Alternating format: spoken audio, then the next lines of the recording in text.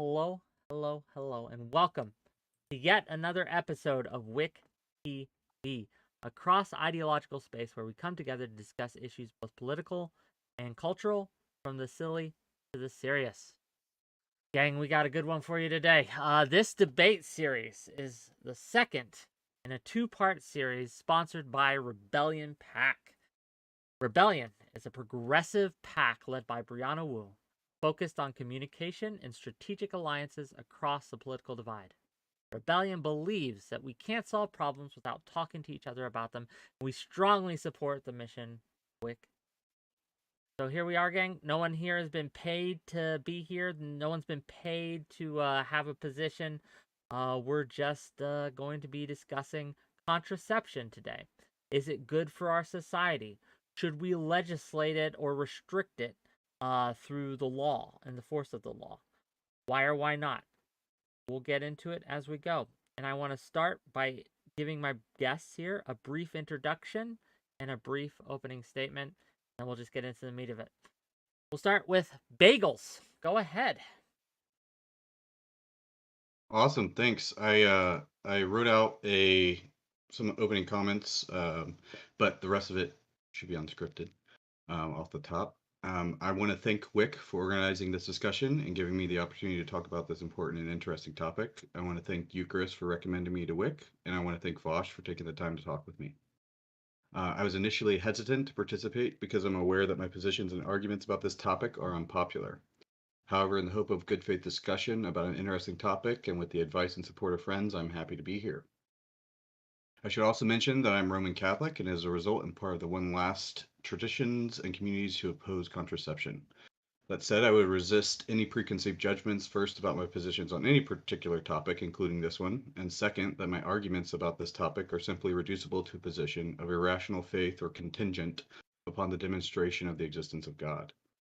My positions on this topic are hopefully fundamentally rooted in the exercise of reason according to a virtue ethicist moral framework and a teleological ontology.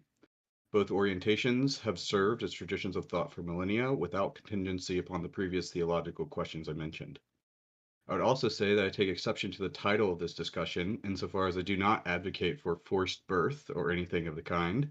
I understand that clickbait is how you get views on the internet, and I can certainly appreciate a meme. However, I do take discussions about topics like this seriously and genuinely want to find the truth, even if that entails admitting I've made a mistake or am wrong. As a last preliminary, I would also say that I'm incredibly conscious of the fact that this discussion, as far as I understand it, is between three men about a topic that has incredibly intimate impact upon women.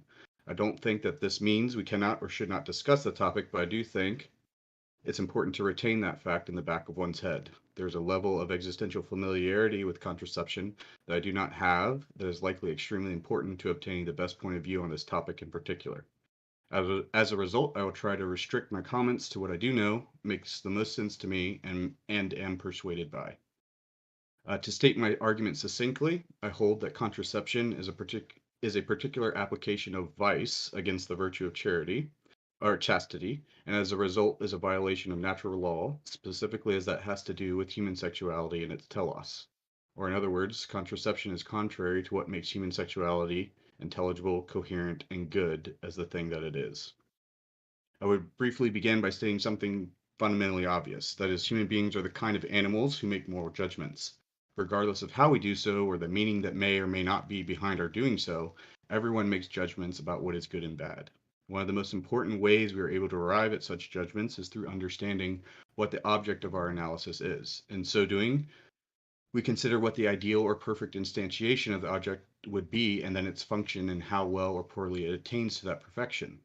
Those qualities which we identify as useful and effective at drawing a thing in unity with its perfection, we identify as virtues or excellencies, in the Greek arete. This, in a nutshell, is the process of virtue ethics and teleology.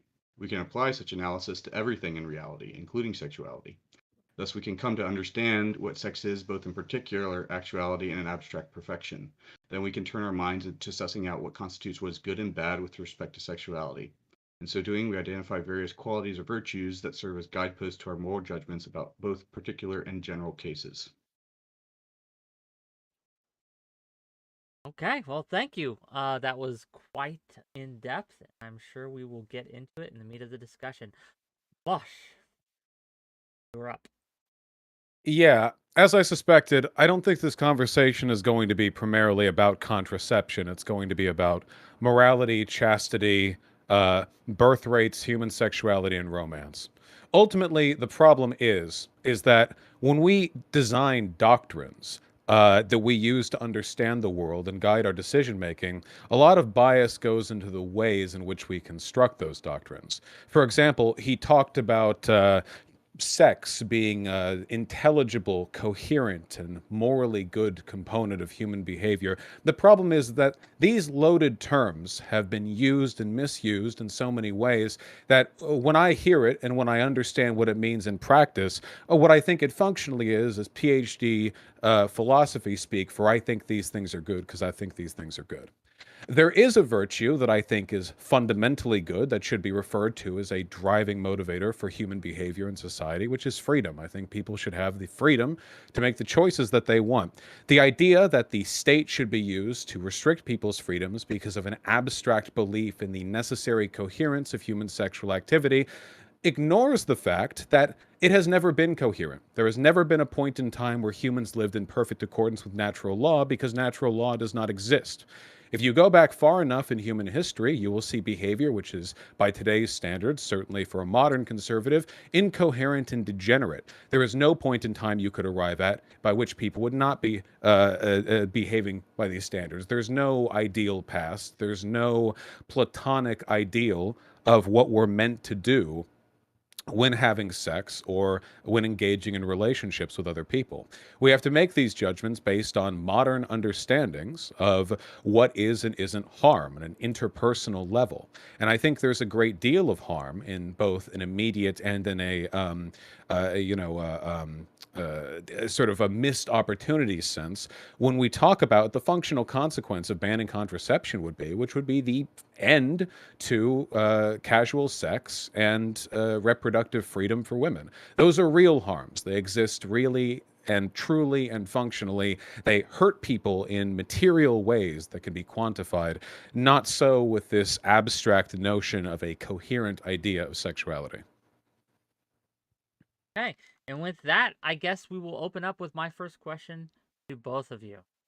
Moment.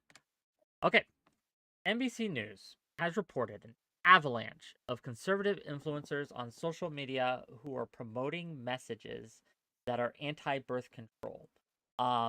These social media influencers include Tim Pool, Ben Shapiro, Steve Bannon, etc. Now that Roe v. Wade has been overturned, is access to contraception the next legislative goal for these individuals to attack or block? And is that a good thing? I'll let you go first, Bagels. What do you think? Yeah. So I would say from the outset that it's not necessarily my position that we should entirely ban contraceptives in the sense that nobody could ever use them or anything, or it's like it created some sort of black market or anything like that. I will say that because of the way in which contraceptives pervert, I would say, the concept of sexuality more broadly, we should limit and reimagine how we think about them. Because I think that contraceptives lead to a culture of contraception, which is opposition to life, or a culture of death. And that is fundamentally detrimental to human happiness more broadly. So I would be in favor of limitations of contraceptives. What would those look like? In terms of practical, I mean, not using them for basically any other purpose other than sort of medical necessity. So if there's some sort of harm that would otherwise unable to be prevented, um, then we should you would be able to use contraceptives, but otherwise just being able to have them for whatever reason at all, or even to do something like having sort of casual sex, as Vaush put it, um, I think is ultimately detrimental to what sex fundamentally is and what it's for. Okay. Well, this is an open discussion, so go ahead, gang. Oh, happily. Yes. See, the Republicans are gunning for it. After the revocation of Roe v. Wade, Clarence Thomas wrote that the court should consider doing the same for Griswold versus Connecticut, which is the Supreme Court precedent that establishes a right to contraception. We do know for a fact that Republican politicians and pundits and lobbying groups are gearing up for it. The reason they're gearing up for it, of course, is because it's in line with a conservative agenda. It's a revocation of women's rights. A day of trad wives, of barefoot pregnant women who can't work a job. It's a social aim that they're gunning for. But I need to, Bagel, I need to ask. I mean, you say it perverts, that it's a death cult. This is silly. And you know this, right? Not wanting to produce a baby is not the same as death. There's nothing to die. There is no death. Nothing lived, so nothing can die. You might as well say that a society in which every woman is not pregnant at all times is a death society, because there are potential lives that could be made that are not being made. I mean, every masturbation session then is, well, you might believe that. Every masturbation session then would be a worship of death, because you're not creating life with the act. And this is silly. People have sex for a number of reasons, and a great deal of it, especially these days, is because it feels good. Why not let them feel good? Yeah, so I would say to deal with the first thing or the last thing first, the why not just let them feel good. I don't believe that pleasure is some sort of ultimate criterion or has any sort of privileged status in relation to other considerations. And it needs to be weighed accordingly. And so the maximizing of pleasure, I would say, for a lot of reasons that go beyond the scope of this discussion, is not sort of the best way in which to live one's life. And again, there's a lot of arguments about that, but that's a separate discussion. Now, with respect to contraceptives specifically, the idea that we have adopted a technology which is a good thing in its sort of what I would regard its appropriate usage, which is sort of correcting, medical issues that particularly women encounter. Surrounding reproductive health, then in those uses it would be good. When it becomes an issue is when it's extrapolated out into this broad culture of people just having sex for no other reason, just to have sex or have pleasure. Why not? Birth control exists to Because control birth. sure. So the idea that I mentioned in my previous opening statement was that each thing sort of has a purpose. It has like, in order to make a determination about what is good or bad about it, both abstractly in general, but then also in a particular instantiation, one Says has who? to. This is just how we go about doing moral analysis. Well, wait, no, it's not, because then somebody has to go about deciding the purpose, and that seems to me like a right arbitrary process. No, no, no. So the way that we rationally approach determining whether something is good or bad, rather than just willfully saying, "Oh, this is good and I like this," but to have thought behind it, we have to have some sort of analysis, and there's a variety of different ways in which we do that. But what they all at least share is this idea that you have to understand what it is that you're talking about. I And disagree. once, Like, this is a hairbrush, right? yeah, Or I use it for my beard. But if, I don't know, it got buried in the dirt and got found 1,000 years from now, petrified wood, and somebody thought that it was, I don't know, really good for clobbering people, yeah, the initial purpose of this item is irrelevant to the utility that it provides to those who use it. I mean, what is the purpose of an item? A water bottle holds water. Sure, it's marketed as a water bottle. If it held juice, would it become worthless? If it was used as a decorative piece, would it become useless? I don't understand this, because it's like the platonic ideal thing, but you get to decide the platonic ideal. Well, a thing is bad because it doesn't match up with your estimation of what it should be. But truth right. is, I mean, I don't care what you think sex should be. If it causes pleasure, and pleasure is happiness. I mean, they don't overlap perfectly, certainly, but people do get happy when they have sex. Yeah. Generally speaking, if we're talking about stuff that makes people happier, that maximizes or at least improves human happiness, but it shouldn't be done because there's some abstract concept of what it should be and it doesn't match up with that. I mean, how does that fit? We could do that with anything. Yeah, so I would push back on you saying that people just arbitrarily decide.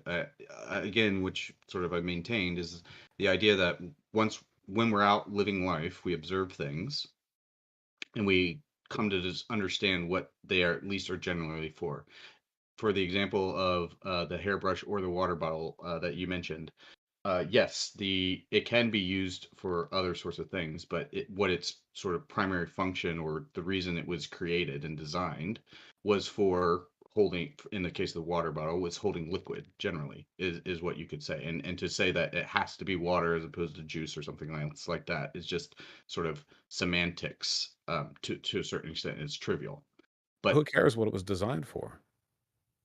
that's how you determine what a thing is. So like when you're just sort of observing it. So basically all forms of sort of rational thought process, whether it's science to philosophy to literature, literally anything, whenever you're exercising your rational faculty, which everybody has, you're doing this, you're identifying things and establishing, at the very least, I mean, you're doing a whole lot of things, but at the very least what you are doing is identifying what a thing is, and then the question that is begged is what is it for. But the uses of things change. In language, that's a terrible example. Language changes all the time. The words, the prepositions, the structure, the syntax we use today would have been unidentifiable 500 years ago. But there's nothing fundamentally wrong with how we speak today. In fact, our language has only gotten more complicated, more intricate with time. But it's changed. If again, like, the moral good of something pertains to its like original use. If there was a tool that was built for a specific purpose, but then it gave people pleasure looking pretty on a mantle, would that be a moral wrong to derive pleasure from something which you believe is outside of the original purpose of an item? Yeah, so I mean, again, it would depend on what it is. So uh, the only reason that I'm bringing up sexuality is because I don't think that you can talk about contraceptives as a technology apart from the broader context of sexuality in which it's couched. And so, insofar as we can identify things and their usages, we can then that's how we then go about making moral judgments about them. Now, this isn't to say that usages can't develop or they can't change over time, that sort of thing. And it's not really an argument against anything that I've said to say otherwise. Well, the purpose of It's sex has also, changed. yes, and then you would change your evaluation based on that change in usage, right? Oh, So yeah, sure. so at the very least, we can then say, has sex fundamentally changed, and to such an extent that we need to redo our moral analysis? And I think the answer is pretty obviously, in terms of sexuality, no, it hasn't changed. If I may interject, Yeah, because I'm trying to follow along. I'm enjoying the discussion so far. But a question for you, Bagels, and then a question for Bosch after.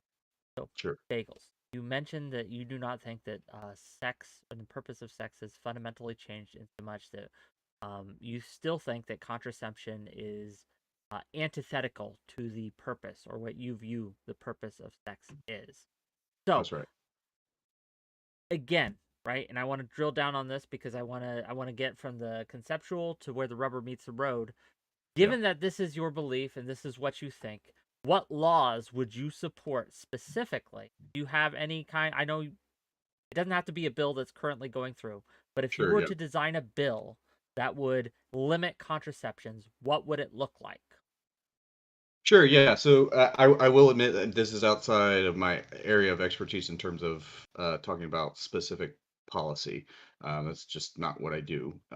But as far as sort of broad strokes, I can give you that. The sort of law that I would look, as I mentioned before, would be just a limiting of usage, and then hopefully a cultural shift in how we think about sex and Can sexuality. you can you elaborate and I'm sorry for trying to pin you. I know you're Yeah, not an expert, and please don't sure. feel Yeah, like none of us are legislators here, right? yeah, But what kind of limitations would you like to see?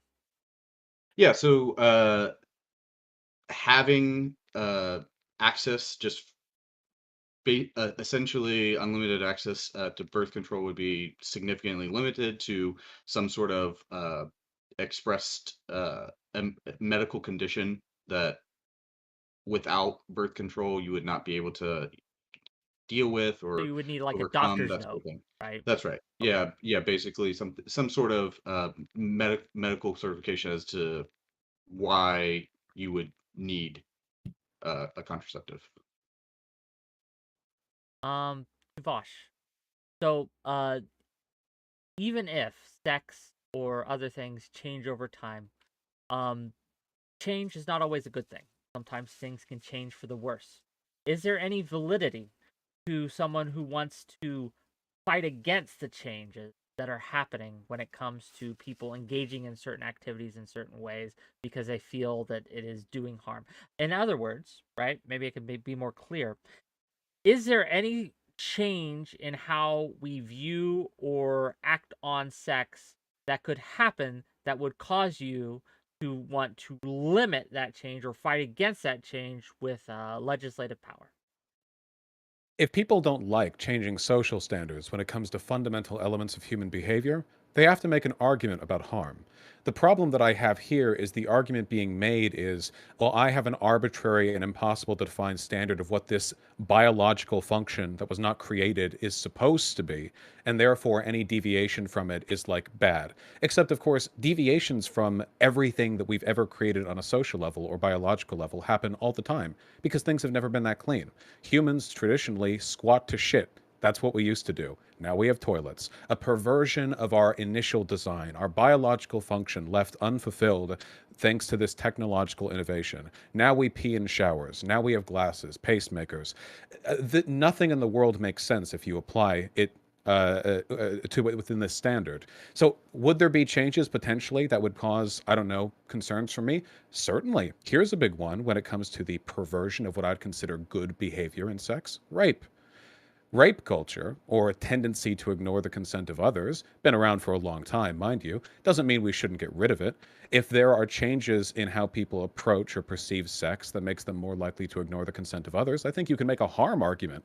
But I wouldn't try to make some like platonic ideal argument, partially because people have been raping one another for a long time, and partially because I just don't think that's a good argument. That's not what's wrong with the problem with rape wouldn't be that it's new, the problem would be that it's bad. Okay, Yeah. go ahead. Do you mind if Yeah, I? yeah, no, So please. yeah, I wouldn't say that I'm making any sort of platonic ideal argument. Mostly actually who I'm drawing from would be Aristotle. But in any case, even there, it's not necessarily strictly Aristotelian rationality that I'm talking about. It's not like there's some idea of each thing sort of out there or wherever, in the ether, just exist, you subsisting, and we sort of interact with them and all that sort of stuff. That would be Platonism, and I do have strong sympathies for it, but that's not at all what I'm saying. I'm saying on a much more fundamental, basic level, when we just go out into the world and observe things at a sort of very basic level, when we are making sort of rational judgments about them, we have to first understand what they are. And then that leads to questions. Okay, so we know what a thing is, what is it for? And that leads us to imagine what it sort of ideally could be. And But so, what something is for implies that there is a for to begin with. I don't believe that sex was made for anything. so There are plenty of vestigial elements of evolutionary reproductive processes that don't really have that much to do. For instance, kissing. Kissing doesn't have anything to do with making babies, but it's been an integrated part of human sexual and romantic behavior for all the history we're aware of. We just that's right. like doing it, you know? What about oral or anal sex? Those go back for as long as we have any Yeah. writings on the subject. We know people have been doing that for a long time. Both are incapable of producing children. Clearly, people have enjoyed sex without reproduction for as long as we are capable of tracking human history. I don't think there is Yeah. some origin point that can be referred to. Like there are a lot, like eating meat, right? Before we discovered fire, eating meat, right? You had to eat raw meat and contend with the parasites. That was just part of it. And then we Yeah. learned to cook meat. We changed the process. Has something fundamental been lost? Was the purpose of meat to be eaten with the parasites? Well, no, we just improved it. We used technology to improve the process. Yes, yeah, no, and again, I wouldn't, again, I haven't said that development doesn't happen or can't happen, or that it can't be even good. Um, the question is, has sexuality changed to the degree requisite that we would have to reevaluate sort of our moral judgments about it? Has And I shitting changed to the degree we'd have to reevaluate the moral necessity of us having to squat rather than sit in a toilet? that wouldn't be sort of a moral issue Why to not? begin with, because there's no sort of integral part about how you actually poop. Well, sure there is. It has to do with the relationship to your environment. Squatting to shit out in the woods is an expression of one's relationship to the natural environment. Now we do so on porcelain seats, you know, like little tin gods. Is this not a corruption of like a God-given practice that we were kind of expected to follow through on? I mean, toilets are a pretty new thing, especially flush toilets, right? How is this not like the original purpose of shitting was clearly to get up and close with nature? Um, so no, I don't think that any sort of reasonable person would say that that was the original purpose of taking a dump. I think it's because you have the natural need to excrete waste from your body, and so it happens.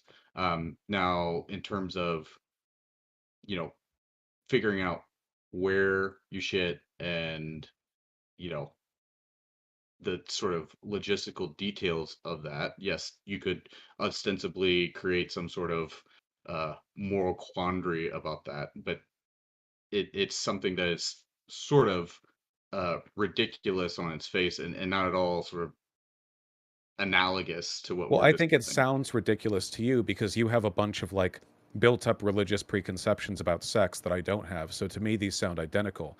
Sex Yeah. and shitting are both like natural human functions. Well, so this, Ideally, I'd like to not wipe my ass with a leaf, right? But me not impregnating a girl while raw dogging her and me not having to use a leaf to wipe my ass are the same thing. It's just technology taking a biological process and improving it. It's just good sure. to me. Yeah, yeah. The so the difference with, so the way that they would be drawn together would be if there was some sort of um moral quandary that was invoked with respect to just the necessity of having to excrete waste from one's body. And so, at the level of contraceptives and sexuality, what we're talking about is something that has a very distinctive purpose. It's also rooted in the conception of it being a significant act that people have. So without any sort of recourse to religion or God or anything, like I mentioned in my opening statement, the one can make considerations about this regardless of whether or not you believe in God, or, you know, the spaghetti monster or whatever, or nothing at all. There's still meaning in existence for human beings specifically. Can I And can I ask, yeah, Gotta know what please? meaning. So Bagels, you yeah, keep alluding to the meaning or a higher purpose that is yeah, separate from God, separate from religion. Just yeah. is there? Can you be a little more clear for the audience on what that is? Just Yes. brief, concise, something we can latch onto. Yeah, I thank you. I should have been more clear about that. So I would say there's a twofold purpose to sex. One is the procreative. It's the continuation of the species. Everything does it.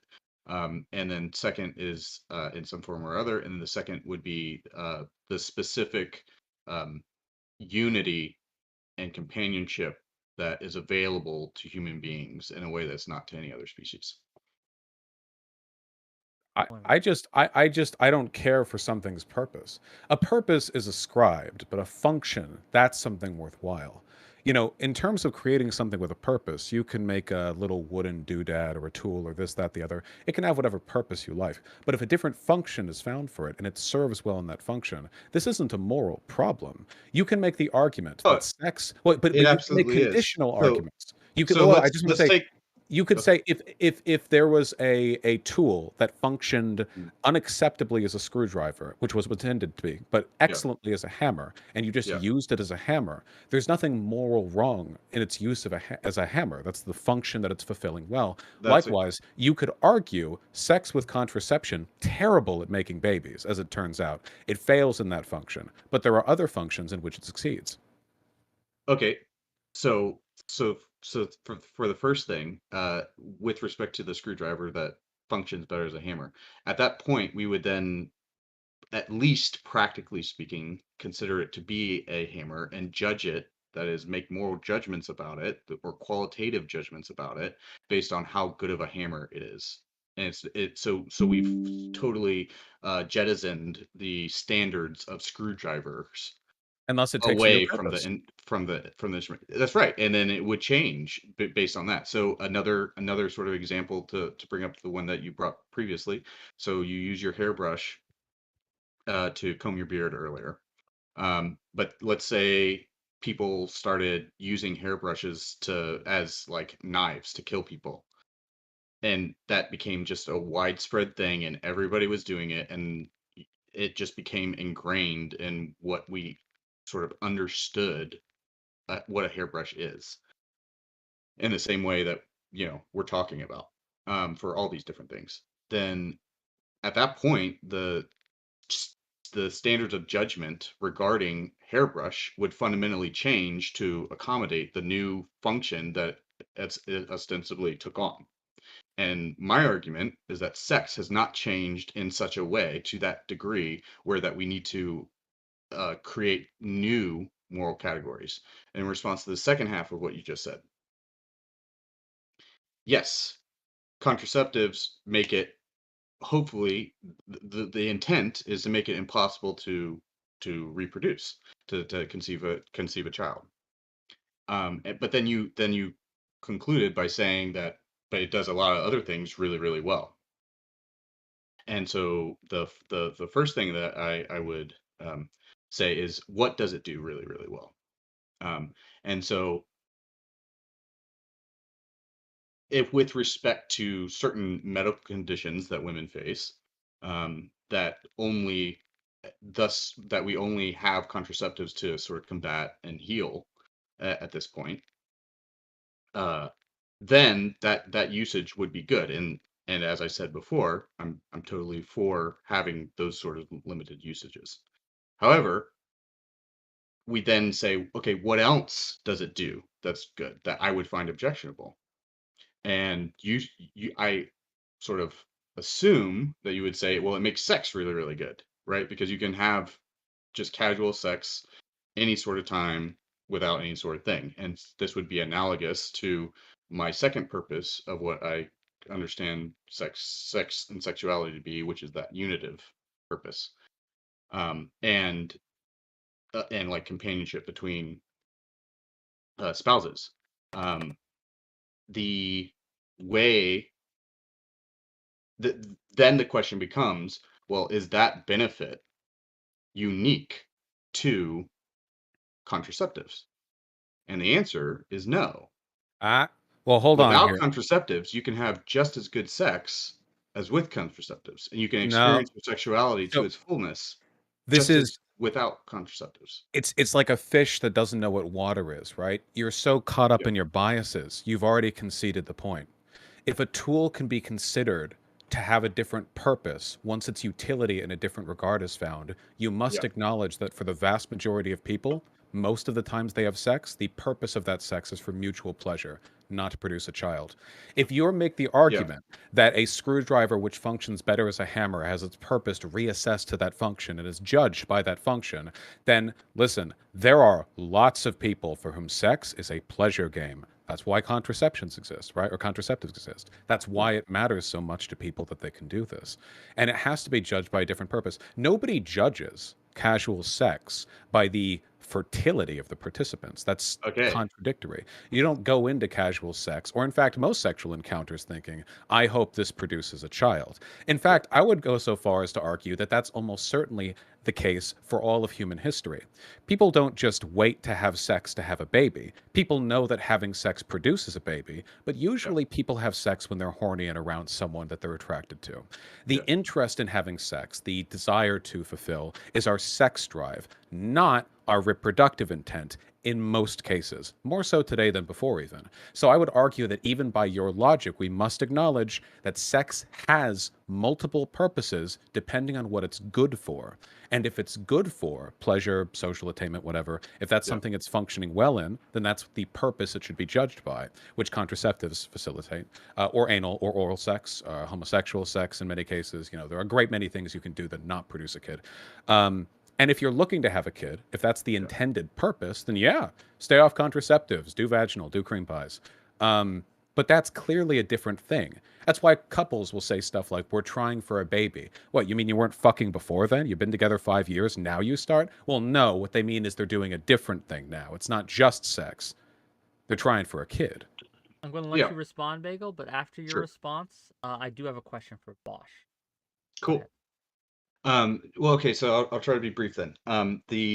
So I would just reiterate the uniqueness point, particularly in, I'm speaking specifically in terms of sex between a man and a woman. The contraceptives doesn't provide a benefit in terms of sexuality in its fullest expression and fulfillment that would not be obtainable by sex without contraceptives. It's not like a married couple who don't use contraceptives can't achieve the same sort of sexual fulfillment or whatever pleasure, etc., as a couple who do use contraceptives. So I think so not getting it's locked a into an non-unique. 18-year fulfillment is probably a pretty big part of the fun. Well, just because you have sex doesn't mean you're necessarily going to conceive a child. Either way, the point is that in the act itself, without necessarily considering the sort of effects of it, which would be sort of an extension of the question, it's non-unique. The second thing that I was going to say, um, is just there. Give it a Go minute. ahead and ask your question, Wick. Yes, give it a minute, and maybe I'll come Yeah. back to you. So, Vaush, you've mentioned many times in this debate that many people simply want the act of pleasure. They use sex as a pleasure tool to get pleasure. Do you see that there are any potential downsides to this? And because contraception takes away some of the risk, it can be argued by some that this would facilitate and encourage and incentivize further promiscuity. Do you see any downside at all to that? Would that be something that would cause any concern at all? Why or why not? No, I don't have an issue with promiscuity. The problem is these arguments have been made before to control women's autonomy or people's general social autonomy, but it's always just an imposition on their freedom to adhere to arbitrary social biases. You know, the idea that women shouldn't speak to other men besides their husband. Well, you could argue fairly that allowing women to speak to other men increases promiscuity. And you know what? It does. Yes. Allowing your wife to speak to other men does, in fact, increase the likelihood of, or like speak to other men when they're like not even married yet or whatever. Yes, that does. It does correspond to that. So what? That's freedom. And this is a freedom that Some men men, have. some it decreases. I mean, talking to some men is like, fun. So it's like these standards are so arbitrary, okay? Now, I'm not advocating for stuff like dishonesty, like cheating, for example. I don't think people should be unfaithful in committed relationships. I think that's horrible. I'm not advocating for, say, people to engage in social relations that don't benefit them. Here's an example of a social relation that is not on the ground for attack on this contraceptive line, but is still potentially damaging, okay?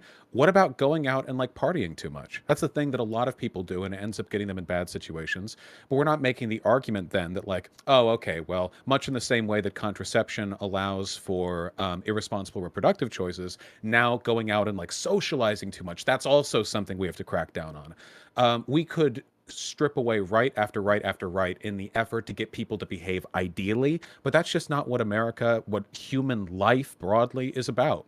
We have to give people the freedom to make their own choices and construct good social incentives to help them make the right ones. Any response to Yeah, that?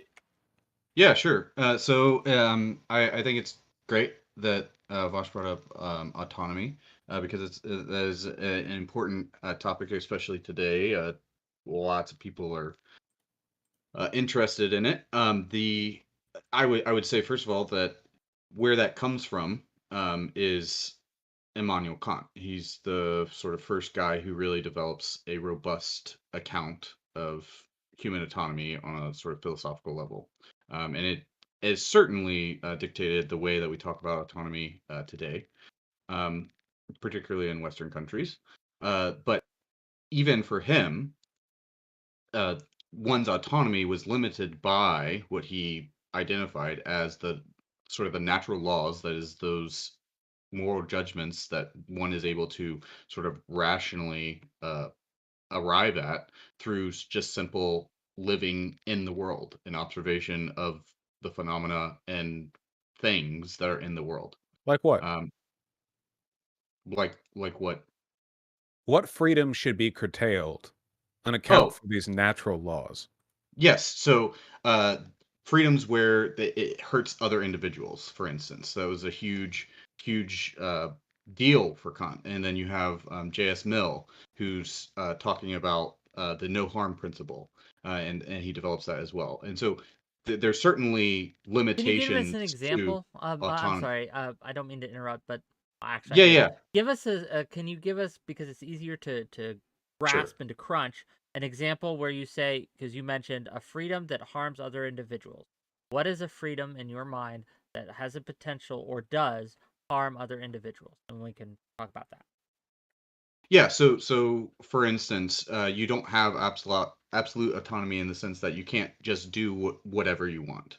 Is basically what I mean. You don't have absolute sort of independence from everybody else. You're reliant, at least in some small part, on other people. So the Harm is first, my standard, ain't it? Because I was the one who said if you're going to make these judgments to restrict freedoms, you have to do it based on a harm principle. But you said that pleasure and happiness aren't the standards by which you judge whether or not these actions are moral. So you're the one who's looking to move away from a harm standard. But I'm okay with that standard. I just don't think anyone's harmed by having casual sex. yeah, so I'm happy to get to that. That's a little bit different from the question that Wick asked me. So let me just give a quick example then, really quickly. So like for instance, if you somebody owns so first of all, I would say in the case of children, we see the limitation of personal autonomy most clearly. Children are unable to exist in the world apart from a caretaker of some sort or another. Usually it's a parent, but it doesn't always have to be, but they're dependent. That is to say, their autonomy is substantially limited. Even as adults, we still have sort of intense limitations in terms of our autonomy. We need other people in order to do the things that we do. Specifically, though, in terms of violating somebody's autonomy, would be if you were to just somebody had a piece of property and you wanted to hold a protest or something like that, or a demonstration, or do something on their property. You don't have the autonomy to just go ahead and do whatever you want on their property. You have to first seek permission and all this other stuff. And so this is the basis of or this is the sort of rooted in this idea of J.S. Mill's do no harm, but it's also rooted in Kant's sort of I categorical guess imperative, that I'll sort of ask thing. directly. Yeah. Right? Do you think that casual sex causes harm? What ways? Oh, okay. Yeah, I see. Yes. So, casual sex causes harm insofar as so again, when we can identify a thing as what it is, and then sort of secondarily as what it's for, we can then determine what is good or bad about it, sort of abstractly, but then also in particular. And so the uh, idea that you can have casual sex, that is sex without any sort of connection to its fundamental purpose of procreation and sort of a union between two people, means then and a significant union, not just something that's sort of trivial, but something that's significant. There's an expression of love or commitment or whatever else. All the things that we have historically and still to this day take sex to mean. Whenever those things are lost, uh, that contributes to uh, getting away from the purpose of sex, which inevitably You're does. missing the harm standard. You're doing the purpose thing again. No, because and so this is where there's a connection, right? So when we identify what a thing is for, the virtues tell us how good or bad they are at attaining to that perfection. But I don't And respect your so, definition of what sex is for. Like I think that your definition of what sex is for is highly emotionally charged. It might as well come right out of scripture. If you're having casual sex, the purpose no, of that sex might just be to get your nut off. That's the purpose. That's the purpose that I imbue into the action. Much in the same way that a walk yes, can but have the purpose of a brief jaunt about town or a long hike. It's my decision. I mean, it's that's certainly trivial and shallow though, right? Because it's plainly not the It case can that no you plain determine. plainly It, not. See, you're doing it again. You keep referring to matters of intuition. No, it's not plainly not. Any it's not a action, matter of intuition. It's a any matter of social rational bond, observation and like a analysis. hug, like a hug with somebody, can Yeah. have many meanings and purposes depending on what you're trying to do. We were talking about a harm standard, but we've gone back now to this. Well, I think that sex is supposed to be about this. Well, I don't. I don't think that at all. Right. In fact, So and you didn't really have a response for the fact that I think by a well, fair estimation, the majority of sexual acts committed between humans, not just a majority, I mean the vast majority, were yeah. not purposefully to bring about children.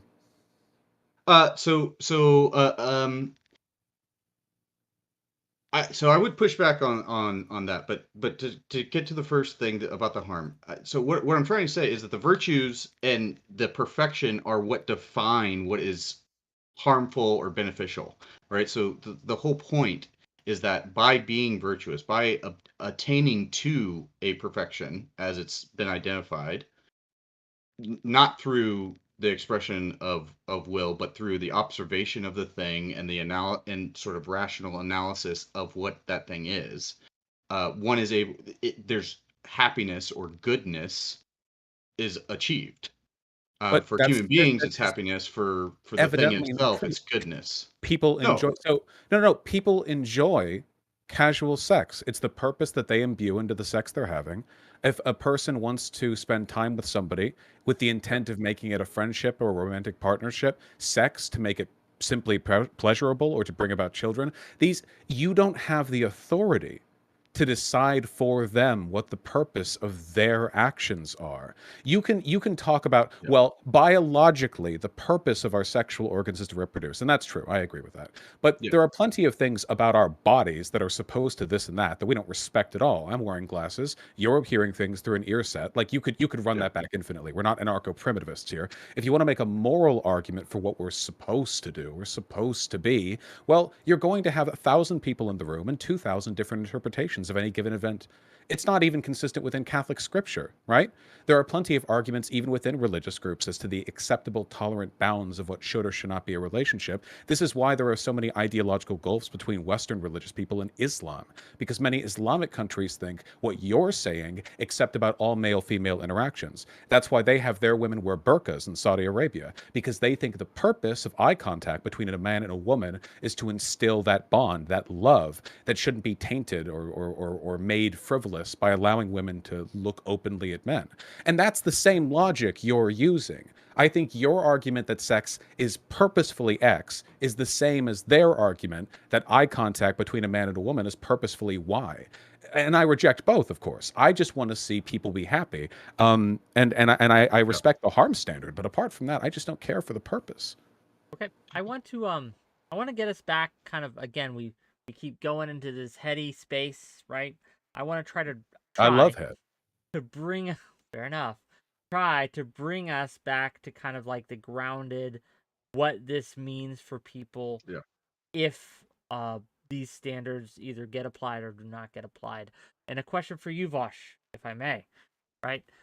Do you think that this push legislatively that some have been supporting on the right of us.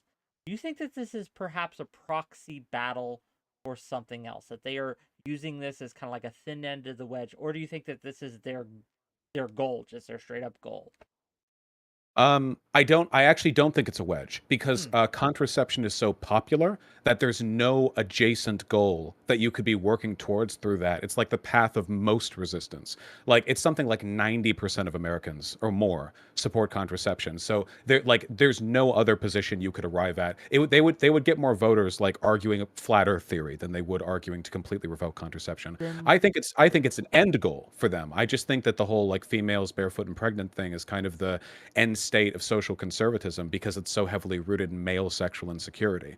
I think a lot of people just like respectfully to Bagel, who I genuinely think is a really smart guy, by the way. I appreciate talking with you. But in my experience, talking with a lot of conservatives online, like the impression that I get is that, especially with the anti-contraception stuff, a lot of them are just like kind of terrified of black guys coming in and taking all the white women. There's a lot of like immigration fear, a lot of race mixing fear, and then there's this like, okay, well, the real problem is women's lib because women's liberation allowed them to do the hypergamy thing, right? It's the red pill ideology. Like, well, now they can sleep around and find the high T alpha men or whatever. So the only way to keep them from doing that is to reel it all in by denying them the ability to even engage in casual sex. So I think like it is a goal, like it's an end state, but like man, it's like a rocky road to get there for a lot of them, you know? in that case, a follow up question: does it concern you at all that many Republicans feel confident enough about bringing this up that you think that they does it concern you that they think they have any chance of winning, or do you think that this is just a Hail Mary kind of play that is just a virtue signal to their base? They're not serious about it, etc. It concerns me, but I don't think they can win on this issue. I Okay. think they can win on other adjacent issues, especially considering like women's liberation. I think they might be able to get like the right to contraception overturned, but like broadly, that's a really tough nut to crack. Okay. Yeah, so I also have some thoughts about this. Like I largely agree with uh Vaush's analysis that there's a particularly from sort of these sort of Republican, very sort of in the public sphere, political types. Um, they're just there are a lot of these sort of insecurities. I do think though that there are from the right people who genuinely believe it, and I would also say that I would find myself as one of them, and I think most good Catholics would as well. Where it's not some sort of virtue signaling, it's not some sort of um uh political thing where they're just trying to get power over people and tell people what to do, but it's because they genuinely believe that there's right and wrong standards, sort of how I've been attempting to outline, and that this falls in contradiction with sort of the telos of what sexuality is. And Uh, on that and note, Bagel, if I may yeah, ask you, right? So when we look at contraception and what it has done for women's liberation, as Vaush yeah. mentioned, right? Um, does it concern you, or does it worry you at all that if your goals got accomplished, that this might have the unintended, perhaps, side effect of setting back women's liberation? Does that Yeah, yeah, concern you, and what kind of guardrails in any policy you would put yeah. would try to curtail that from happening? No, this is a great question. This is where sort of I was trying to head, and then you asked me this, but the so ultimately my goal is a sort of reevaluation of human sexuality itself. It's not, and I think this is what sort of Catholic teaching in general is about. At the best of times, it can get uh perverted or twisted in sort of popular American political discussion, which is very sort of dogmatic and ideological and so on and so forth. But ultimately, it's not. It's absolutely a concern that, and it is a good concern that women should not be sort of discriminated against in the way that sort of they traditionally have throughout history, and it's a bad thing that they have done so. So the argument against contraception, I don't think, at least in spirit, is intended to be some sort of means by which we I control understand women. that it's not intended, but you understand how intentional or not it may likely have these consequences. Again, Right. um, So so so why is the this is policies why I wouldn't advocate contraceptive legislation in a vacuum, right? So the way in which you go about sort of accomplishing the goals that I actually want to achieve would not be simply telling women that they no longer have access to contraceptives unless they can get a doctor's note for some sort of medical condition that they need it for. Um, but is instead to have both men and implement laws for both and legislation and sort of cultural norms, not even necessarily laws, right? Because I agree with Vaush as well when he said in his opening statement that we shouldn't be just going to the government for needless reasons and just asking for regulation. We should have a criterion of freedom. But the point is, we should implement sort of social standards, moral or mores, as well as legislative goals of recapturing what sex is and what it's for, so that casual sex is not something that either men or women are just having, But why freely. not? It's good. It feels good. I get so I feel like I want to know the root of like the Yeah. purposeful harm here. Okay. So I go out to a bar and I meet a cute girl and we get flirty, we go to her place. Okay. So abortion's illegal, contraception's not available. All right. I'm a fertile young man. I got to be careful. So do you think it would be morally superior for me to just like do anal with her? Would that as opposed to No. contraceptive vaginal sex? So anal's not superior. Why not? Because there's no So purpose to reproduction for anal sex. yeah. So ultimately, and on a technical level, both. So contraceptives is so historically, contraception and the sort of arguments against it have been conflated with arguments against eugenics and abortion and stuff like that. And technically speaking, that's not right. So the arguments against contraception is not that it prevents the life of someone or kills someone or anything else like that, unless it's abortive fashion. And in that case, then yes, it would be part of the sort of abortion debate. But like contraceptives, like the pill or an IUD or things like that, the uh, the reason why these are problematic is because they're what is called natural vices. And in the same way, contraceptive is a natural vice with respect to is anal sex a especially natural chastity. vice? Yes, and so that's Anal where I'm sex is going. a So natural so vice. anal sex, but then also oral sex, masturbation, all these Natural sorts of vice things. from where? So the virtue would be or the virtue in question is chastity, but then overall it's human sexuality per se. How is chastity a virtue? Because it according to chastity, one is best able to attain to the perfection that is sex, according to the two ends of procreation and sort of I don't believe unity. that. Where is that from? Where like what study could I refer to determine that? It's I mean, there are certainly papers, like Cool. I academic know papers, but I religious papers, I imagine, on the virtues of chastity. no. Philosophical papers that, and sometimes there's Christians who are talking about it. Sometimes it's not Christians. Like for instance, Aristotle believed in the virtue of chastity, I don't care what you believe. and he wasn't a Christian. Okay, but the point is, you're asking for studies from somebody No, else, but like no, and but I'm just this is the giving thing, a right? very easy Philosophy example. so philosophy, as I understand it, Yeah. guides my interpretation of the facts of the world. Like the facts of the world are as they are, but I'm not being given a fact of the world here. You're asking Aristotle to supply it, that it's a No, virtue. no, no, Well, no, in no. what way? Right. So, just to refer back to sort of my opening comments, there I was basically very briefly describing virtue ethics and teleological ontology, Yeah, I don't and believe in those either. yeah, okay, it's not a it's right. So you'd have to provide me with reasons why you don't believe in those. Like just saying it is I'm a okay. Who cares? utilitarian. Like how are we supposed to have a discussion? Well, no, Okay, but like, yes, but yes, again, the problem is, so the problem is here. Like, yeah, notice how my utilitarianism hasn't really been relevant to the discussion, yeah, because the harm standard for assessing whether something is good or bad is like a yeah, broadly accepted, observationally valid way of determining whether or not we should invest energy in preventing something.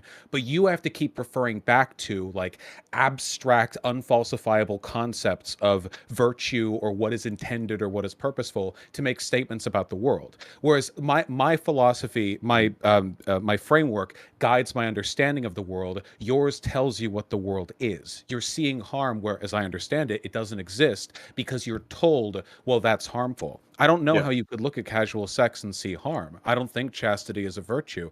I think right, moderation is a virtue, but I think that life is complicated enough that people have to be expected to make their own choices. So is gluttony bad? Well, in the biblical sense, like overeating at every meal, sure, you'll get sick that way, fine. But is eating heavily on Thanksgiving morally wrong? Is it yeah, gluttonous to enjoy a single break meal? Well, no to you, because in your head, you're yeah, thinking, yeah, well, Thanksgiving's fine. But in my head, I think that casual sex is fine. So we don't have a shared ground to make any assessment here. If we're yeah, talking about like harm, do you feel a bit like, do you have a tummy ache after Thanksgiving? Sure, maybe. And maybe do people feel a little bit sad after casual sex sometimes? Sure.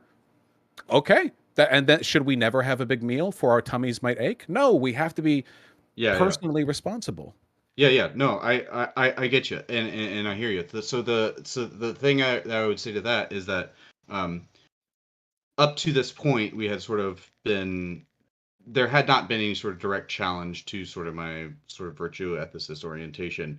But insofar as you are a utilitarian, my position is that there are specific instances, and I think sex is one of those, where we need some sort of evaluative standard that is supra utilitarian. That is to say, utility cannot tell us everything that we actually need to know in order to make a moral judgment about sex and sexuality, and therefore can't tell us whether or not um, uh, contraception and contraceptive technologies are good or bad because Why? it's Why is that super so utilitarian, special? right? So there's draw a contrast between two different types of virtue.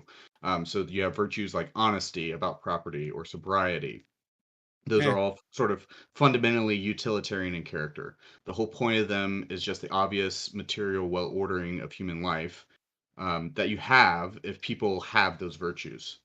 I don't believe in So, virtues. I believe in axioms, to be clear. I think well, it's yeah, yeah, okay yeah. to lie to the Nazis about having Jews in the basement. You know, I So, don't so obey just, so the just humor, so just humor me for a second. So the general respect, so for example, the general respect for prohibition on murder makes life more commodious. It makes it better. But if people really respect the prohibition against murder, life is more pleasant for everyone.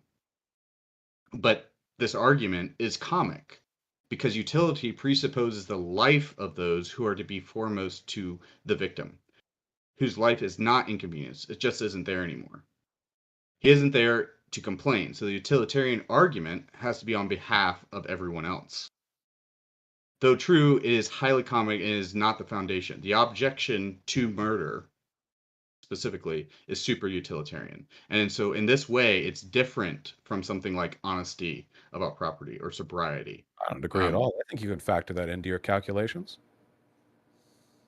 right. So the reason why, but okay, do you understand the logic of what I just said? So Well, I the no, I do understand it, but I disagree. I don't think there's an objective ordering of moral priorities. I'm a the a that's meta not ethical so nihilist. I don't think you do understand it because that's not what I said. So right. So I You're didn't. arguing that the instance of No. murder would require supra utilitarian consideration because it's not Yes, possible to factor in the moral weight of a death because they no longer can consider their own position. that's Um, right. which I understand. I Okay, disagree. so I so don't you think dis you dis okay, so you do understand it because you just restated it. So why do you disagree with that? um, Because just saying you disagree with it is not a disagreement. That's just you saying you disagree with it, which is well, whatever. I have to disagree with supra utilitarian consideration because I don't believe in anything outside of it. Okay, I don't think there's an but objective what moral about that? standard that Just But real quick, utilitarian. stop. One at a that's not time. what I'm One at a saying. time. One at a time. Okay, Let but Vaush I'm also finish his not statement. saying. Respond. No, no, it's fine. He can go ahead. Go ahead. Oh, okay, sorry. don't mean to be too combative, but I will say I do want to press you on this because it's not that I'm saying there's an objective moral standard or anything else like that. I'm saying according to the logic or the argument I just outlined, that the reason why murder is wrong is not because it's something that the person who is murdered can consider and perceive to be unuseful, but it's because it's incumbent upon the rest of us to analyze and make a evaluative judgment But I about do think the murdered person's perspective factors in. how you just agreed that the person is not there to have a perspective anymore. Because you've stolen it. You've taken it from them. You took Right, something that was theirs. It's a bodily autonomy argument. right. And is that their evaluation, or is it yours? Is it everybody else's who's not murdered? It's always my evaluation. I don't really care for theirs. When I make ethical considerations, you can't really factor in the individual weighted preference of everyone who you're adding to your consideration, right? You have to Right. make a general statement. I don't think there's a way to objectively assess the, like, well, this is 1 point of harm and this is 3, a murder is 5. I don't think there's a way to objectively arrive at those standards. But I think you can make fair and reasonable considerations about the way in which somebody's life being taken away might weigh against other things. For the most part, these considerations don't come up that much, except for like trolley problem examples, I guess, which are a fun philosophical problem to banty about, but they're unsolvable for a reason, right? Philosophy doesn't solve all of these problems. They give us the tools to understand the problems. Yeah. So, I mean, And after you respond, what? I have a question for you that might Yeah, probably yeah. be useful. Go ahead. Sure, yeah, yeah. So, I mean, I don't really have much of a response other than to say that what was just said doesn't make a whole lot of sense to me because and I have no idea why you invoked the trial column. And ironically enough, it was developed by a virtue ethicist to demonstrate the point that utilitarian and consequentialist methods of moral reasoning are sort of inadequate to actually fully assess a moral situation. Um, I disagree. I and think you hit the 1 person instead of the 5. I think it's a pretty solvable problem, actually, in the cases that are yeah, usually but laid out.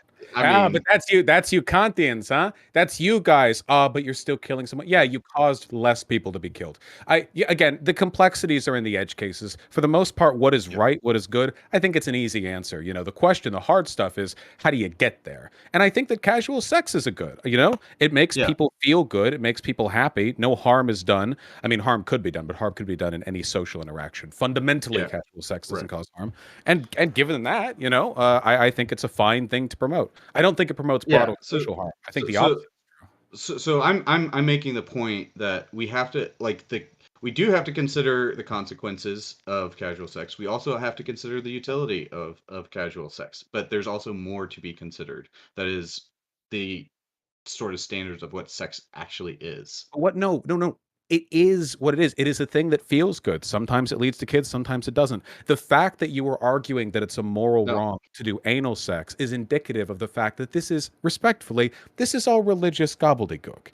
This isn't yeah, about like the no, perceived worth or use or whatever of an act. All human behaviors are multifaceted and have the ability to mean different things with different intentions in any case. This is yeah, society and social interactions are too complicated to factor in this way. And this standard you have, oh, it's morally wrong because it doesn't fit in yeah, with my arbitrarily determined preconception of what it should be, would yeah, not hold to any other standard that we engage in. Not to shitting, not to hugs, not to kissing, not to eye contact with the yeah, Saudis, which you didn't respond to, by the way. yeah, This, yeah. I this forgot about arbitrary that. standard is always invoked as a metric of control. So, and all I Yeah. hear here is control. But you offer control, but in a conciliatory way. Oh, I No, feel no. bad for the loss of women's rights, but still, I think that women should just risk pregnancy in all acts of sex and not be able to meaningfully develop careers because they get pregnant and married at 19, the way it was for thousands of years if people weren't having oral and anal sex, which of course they have been. And it's I don't think you're lying to me at all, but it's like, why? Why this arbitrary standard?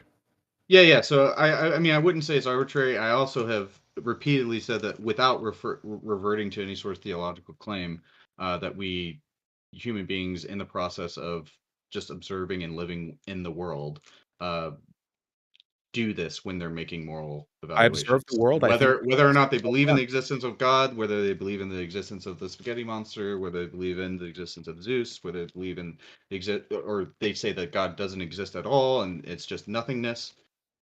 Uh, no matter what, they all sort of observe things, and in order to determine whether or not they consider them to be good or bad, at least on a rational level rather than just a mere willful or repetitive level, they have to first understand what that thing is that they're observing, and that's the Do you think just basis. one question. Do you think that, like, it should be immoral to hold hands with somebody that you're not in a romantic relationship with? Because through observation of the world, almost everyone on Earth would agree, I guess not on Earth, there are different cultures, but at least in America would agree that holding hands with somebody walking down the street is like a pretty strong indication of like shared intimacy or romantic affection. Do you Yeah, think that, like, it cheapens that and it's a rejection of like intended human behavior to yeah, hold and hands with a bro? so yeah, no, I think this is where nuance. I absolutely agree with you that sort of cultural conditions certainly change the evaluation of this, right? Because in some cultures, it's just totally every day. There's no sort of romantic affiliation with holding someone's hand. Um, but in sort of our culture, it has been established as some sort of romantic expression. Um, But in our culture, it's casual sex totally is the norm. there's a difference, but exactly, and but that's the problem, right? Because I think casual It's sex is not- fundamentally No, antithetical you keep to. doing it. You keep going like, okay, so culture, a change in function can mean a change in purpose. Cultural Yeah. differences can mean that a different, like a Yes, human social behavior but has. you're not Instead, engaging with the you're like, point. You're not engaging with the point that I repeatedly made, that I don't think, and you have yet to demonstrate how and in what substantive, especially ontological ways, sex has changed no, from I reject the premise. I'm even not a even hundred engaged. years ago. No, I reject the premise because you haven't engaged Okay, with it but on the that subject of but kissing, now shitting, and you're hand holding. now that's just a way to avoid the question, No, no, right? no, it's not. You're No, rejecting. because You're saying you are it's not not this way, but respecting. then No, also I'd Okay, reject the what is you that? are premise. What no, is no, that? no, no. Wait. The problem is you're not respecting that standard for anything else we talk about. We're not No, talking I about am. how. No. We're not, because with hand holding for Yeah, over a century in America and way yeah, beyond that previously, it's associated with romance. When it comes to casual yes. sex, for all of human history, humans have been having casual sex. The Egyptians made condoms out of like Yeah. crocodile intestines. Yeah, yeah, So yeah. So, your standard for, yeah. well, can you show me how it's substantively changed? Humans have always had casual sex. Now we can bust in pussies too. And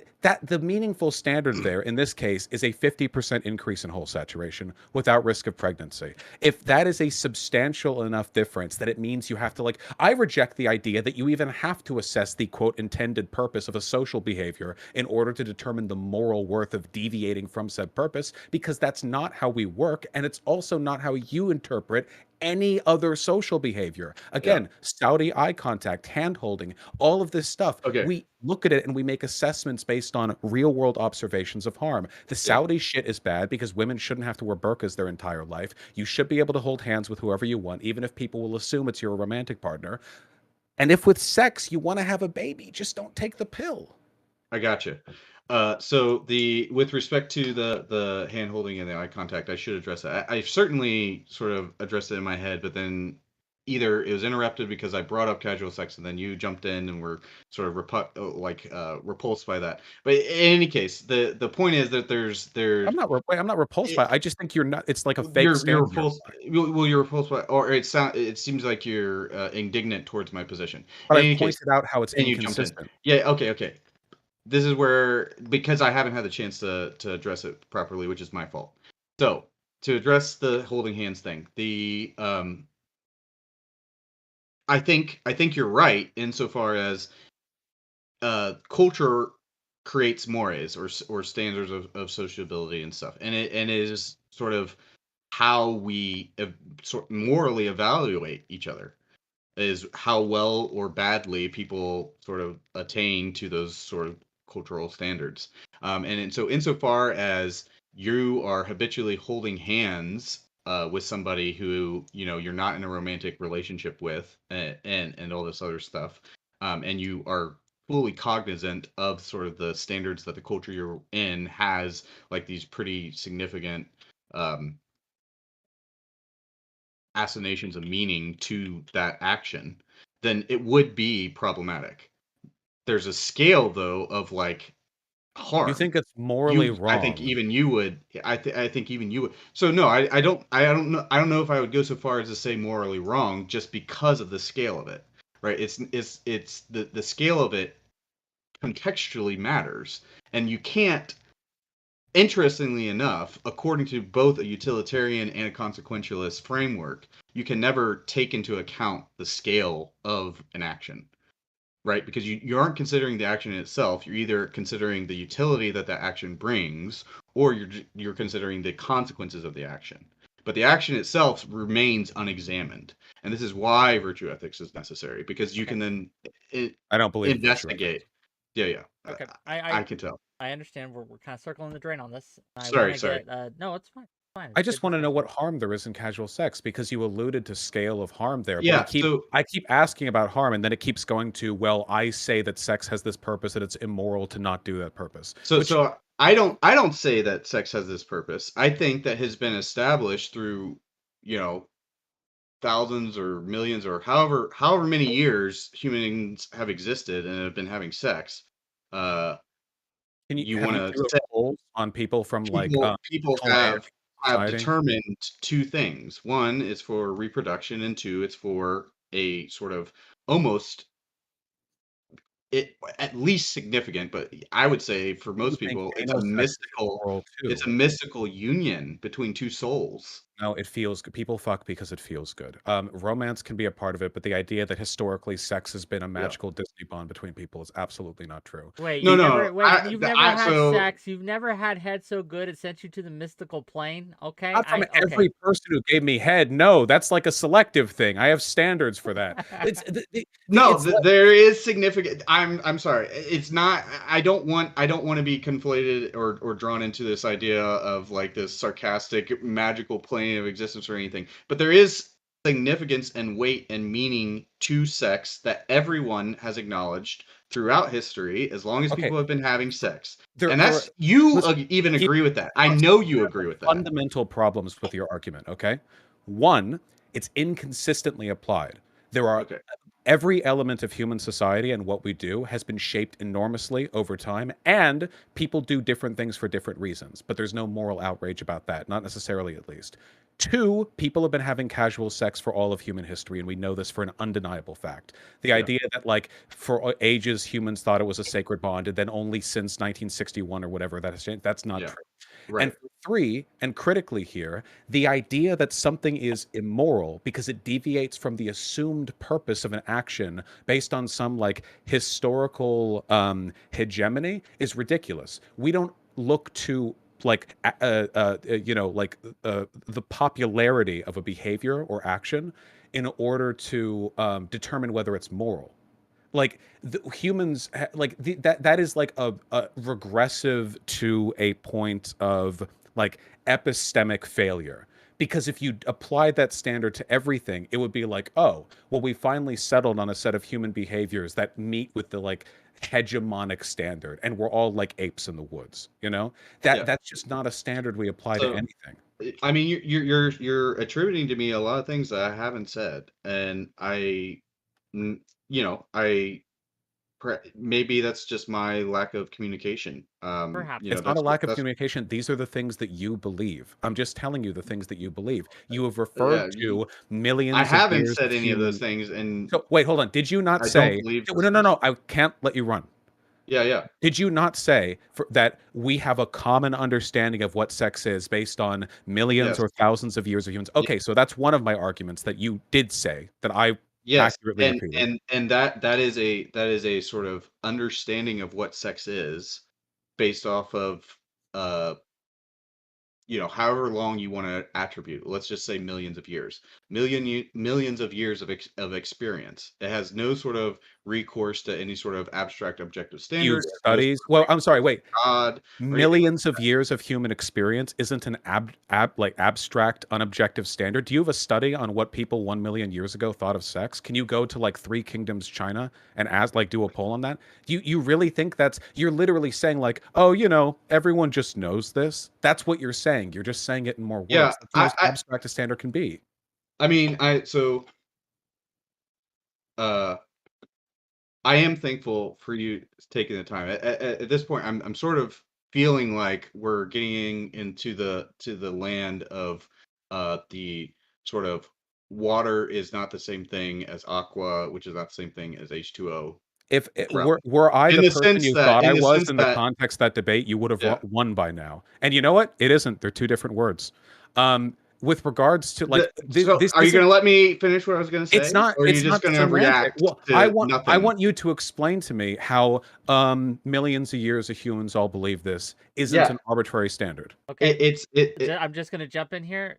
You ask a question, I'm going to make him answer it, but you have to let him answer it. So I'm gonna let him go for a little bit, if I may.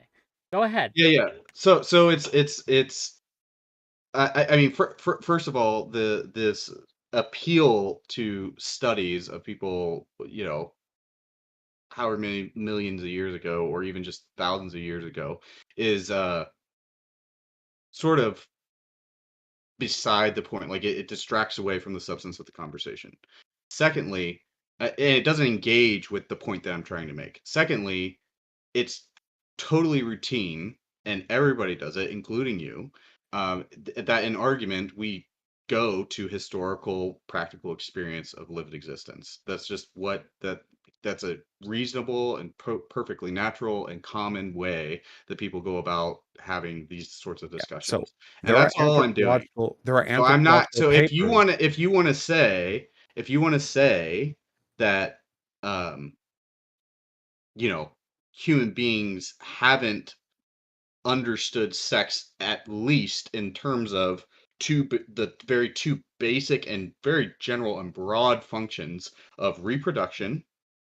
And I'm not even just talking about consciously, because you're right. People aren't having sex consciously thinking, oh, I need to reproduce the human race. They have a natural drive for it. It's innate in the very thing that they are. And all living things have this. It's not just human beings that have this. You have rabbits who have this. Like every living thing has this innate subconscious drive that is just fundamental to their very core of their I existence think it's to fair to reproduce. talk And about so anthropological just to studies. say it's unconscious Okay. or fundamental Okay. doesn't mean Yeah. that So it's not okay. there. Go ahead, Vaush. Vaush. Vaush. Wait. Okay, to be clear, I'm not saying that humans haven't had sex and reproduced. You have said that your standard of what sex is supposed to be can be cited based on the quote general vibes of millions of humans throughout history. Like there is a difference between That's a just clever pointing it. rhetorical way to Stop, rephrase what I stop, said, stop. No, but wait, no, that's it not is. what I said. You said vibes out loud. Um, No, there I is a didn't say difference between. vibes. I was joking when I said that. You are referring to vibes. You're lying. There is a difference between referring to anthropological studies that describe human behaviors in like Yes. prehistory times and what Yes. you did, which is to go, humans have always known what sex is. That is what you did. That is a ridiculous Okay. and unfalsifiable. No, stop, stop, stop. That is a ridiculous and unfalsifiable standard. And you know it because when I pointed it out, you tried to get me on the agua thing. And then you talked about how, like, I actually do the same thing because I'm familiar with anthropological studies and bring them up sometimes. These are incomparable. Humans No. have had, no.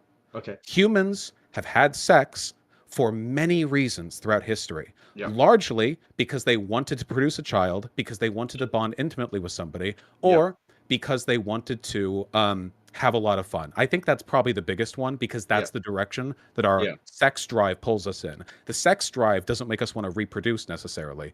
It makes us want to fuck because it feels good. That's why it feels good. It's an incentive structure biologically to get creatures to have sex with each other. So I think that's probably the overriding mechanism. It's certainly why I have sex. It does feel good. The idea that that this collaboratively can be referred to as some kind of ancestral human understanding of sex as a primarily reproductive and romantic thing is just not falsifiable and not true because we have historical records on human society after writing was invented and we know people were having tons of casual sex back then. So if anything, the historical standard, to the extent that it exists, agrees with my position, which is that humans have always done this. Humans have always had oral and anal sex, specifically in large part because they don't produce children, because they're trying to avoid producing children, because they want to have fun without shackling themselves to an 18, well, back then it would have been 18, but to the burden of producing youth. And I don't, and even if, by the way, even if you could like refer to all of human history as like a positive citation for like what something should be or what the moral right like position is, that's literally a fallacy. That's like argumentum ad populum or whatever the fancy Latin term for that is. All of humans agreed for a long time on a ton of positions that were really dumb. Geocentrism, lightning being Yeah. source of anger from the gods. That's not how we arrive at moral determinations for human behavior. Yeah. That specific logical And fallacy I would really do want to only. get to my other question after this, but Okay. yeah. Okay. Sorry. No, I it's fine. Answer. I'll Go ahead. Yeah, then he'll. Yeah. Yeah. Go ahead. Ask your question, Wick, because I don't want to derail you. This is your stream. Go for it. It's no answer, please. Okay.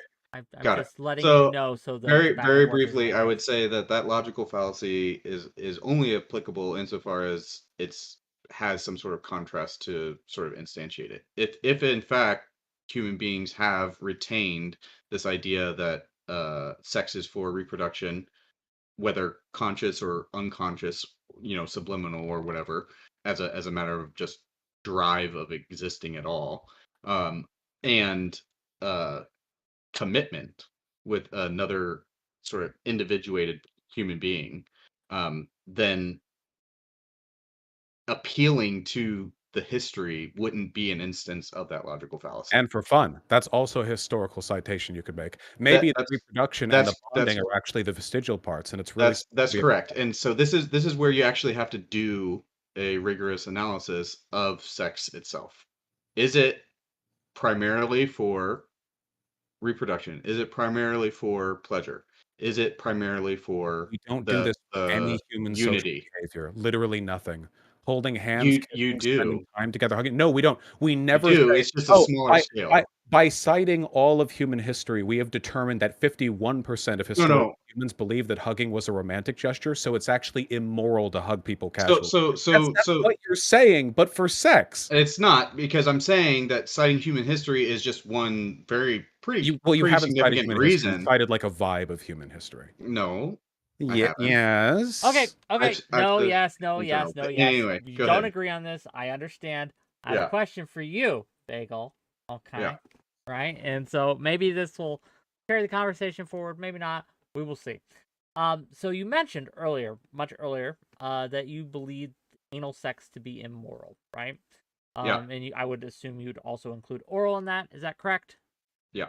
And given that one of the reasons you would support legislation against contraception or to limit contraception or access to contraceptives is because you believe that casual sex is immoral on the ends that it takes away from the purpose of sex, would you Mhm. also support legislation that would make anal sex and oral sex immoral?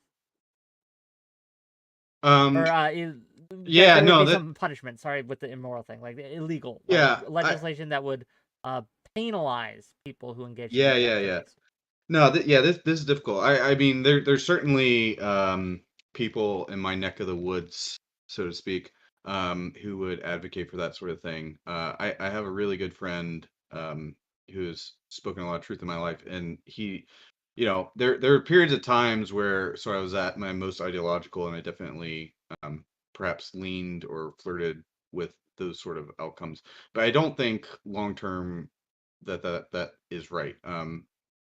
Regulating something as intimate as the marriage bed um, is not something the government should be in the business of doing. However, do I think that there shouldn't be sort of cultural standards and mores or unwritten sort of understood laws in terms of personal and public behavior? I absolutely do think that. Then But that's a much more Sure. complicated and bigger I understand. But project. then the question becomes, right? If you are for legislating contraception, right, which doesn't Yeah, interfere with the marriage bed as well, what is the yeah. fundamental difference between legislating contraception and legislating anal sex? Yeah, so the legislating contraception is something that people like. Contraception is a technology that people would not have on their own. It's something that they have to get from somebody else. While for uh, whether or not you choose to do anal sex, whether or not you choose I to do can't do oral it by sex. myself. I do need a partner. Yes, but it's also between, ostensibly two people, or even if it's a group situation or whatever, it's between several people, but it's not at the scale of you couldn't do it without some sort of third or technology that you sort of use to sort of interrupt sort of the just natural power that you have. So that would be the main difference. There's just fundamentally different things. They are similar in terms of the moral analysis that one has, but they're not identical in all aspects. Um, simply, okay, question for Vaush now. Also, I'm reflecting on how it's immoral for men and women to be roommates together as well, because male and female cohabitation would historically be known as like a sign of romance or mutual romantic commitment for like basically all human society. Yeah, so I mean it depends. Like if again it's a matter of scale, right? So it's not for sure it's not the same thing. But Scale like compared for to instance, I've professional had sex, which is zero. I've had female roommates in the past. Oh, well, hold on there, Or bucko. housemates. Wait, hold on. The purpose of men and women living together is so that they can foster children unto God. No, You don't think it's cheap? Oh, no, no, no. that's Your not first that's time not right. living with a woman outside of your mom was supposed to be with your wife. That again, that's a sort of grotesque A parody characterization of of cohabitation with a female? I completely agree. Yes, it's a disgusting parody. yeah, and it's not at all what I believe. Well, So I don't I'm care. not I don't, sure how it's relevant to me. not deferring to your belief here. It's morally wrong by my standard that I've learned in the course of this conversation. This is what I mean with inconsistency, by Well, the way. no, Funny thing is, opposition to male and female cohabitation is actually believed by a ton of religious people, both like Islamic people, whatever, and Catholics who really yeah, don't like men and women living together in non-like married situations. So what yeah. I'm doing right now isn't It, even like a, well, this is I your logic so on that. It's again, it's a more matter of scale. It's a matter of scale. It's a completely different topic, but but there's it is no also harm you've demonstrated with casual it's a, sex, so there's no scale. so Scale of the 0 to 0. no. Also, It's a how different. convenient for you, matter of scale. You get off easy. No. What? Oh, you're making moral excuses for a degenerate and devilish act. You should have had No, your I'm not. I'm not. experience I'm saying living with a woman I when don't you were think. married. No. So I would say it's probably not usually advisable, but it's not such a thing that one has to do a sort of According to you, right? rigorous I'm sure. moral analysis. Okay. No, because You've had a side job, and of side the jobs are also not as much of a scale as other no. sex, I'm sure. Again, people just sort of naturally applying their rational faculties to Catholics the literally problem. refer to this as living in sin. Like, this isn't just No, me making fun of your logic. This is I believed by know. your I institution. know. But what they're specifically referring to is not necessarily platonic housemates or something like that, right? That not So that's not what I've they would refer absolutely heard to, Catholics get mad at cohabitation even in yeah, non-partnerships. yes, super traditional ones definitely do. You're right Okay. about that, but So that's how not are you all not of them. perverting That's not all of them. historically, would most human beings throughout history, overwhelming, like 99%, not agree Yeah. that a man and a woman who aren't related living together is absolutely something which is befitting that of a married couple, or at least two in a relationship? First of all, I would say that's probably not true. I'd actually have to look it up, so I shouldn't speak with like 100% confidence. But if I had to bet, I would bet that a lot of the sort of moral standards when it comes to um, men and women cohabitating are sort of directly resulting from especially Puritan moral Oh, that's frameworks. convenient. Okay, so when But it's right, when I'd it's have to look that sex. up to confirm it. But So it's in when any something case, that's you've what I done, suspect. it's If I like, had to oh, bet. that's like this out there thing, No. I'm saying it's a modern thing that the Puritans especially because When they're super Puritans strict win. in terms of sexual ethics. What Puritans win? When would a Puritan have been born? Oh, the Puritans were like 1500s to 1700s. Oh no. In the 1950s in Italy, you really think that like men and women were just casually living together in the same house, non-romantically, and all their Catholic grandparents were Yes. like, "Oh yeah, oh that's totally fine."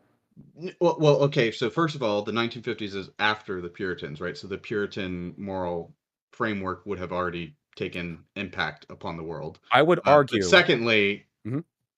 Yes, I'm sure that happened, and I'm sure that there were varying responses. I'm sure there was people who were okay with it, and I'm sure there's people who were super not okay with it. Well, That's interesting because people that's a feel the same way discussion about to casual have. sex. I think what's interesting is that the No, acceptance of men and yeah, women living together as roommates is probably about as old broadly as widespread acceptance of contraception and casual sex. I guarantee you, back in the no, because 1950s, no you said suburban white earlier dad. that Stop, stop, stop, everybody's stop. have One at been a time, having one at a casual time, one sex. at a time, one at a time. You No, said everybody throughout history has been having casual sex, and I actually agree with that. Like, I think Yeah, that's lots and true. lots of people. And no, but that's what's interesting. People have been having casual sex for all of human history. Men and women have not been cohabitating outside romantic circumstances for most of human history because housing space is expensive. And for Yeah, most of human history, people weren't yeah. wealthy enough to go frivolously getting roommates. Well, Roommates, that's like a new thing. alternatively, because they were so poor, they just threw everybody together.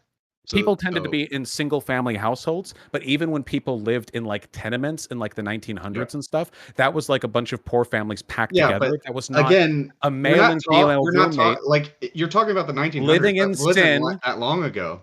Like that was relative to the Oh, entirety of really? world So you're Okay, history. saying okay. That's a blip. recently there was a change in social standards that made it more commonly acceptable for people to engage in a behavior that was previously considered degenerate, and that there used to be a very strong social standard against men and women living Yeah, together in sin, but something happened recently that shifted social standards? yeah. Again, You're only one step away from the people who would I'm have not you prepped on burned. this topic specifically. But Okay. Okay. Speaking of not it's being on also this very topic far away. specifically, I do have a Yeah. question for Vaush now. And then Mhm.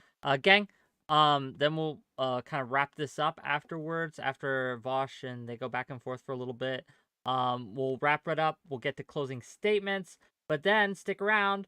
They both agreed to accept call-ins, so I'll be bringing you in to ask questions. So if you have a question for Vaush, for Bagels here, or for me, feel free to call in and get in line. Exclamation point Discord.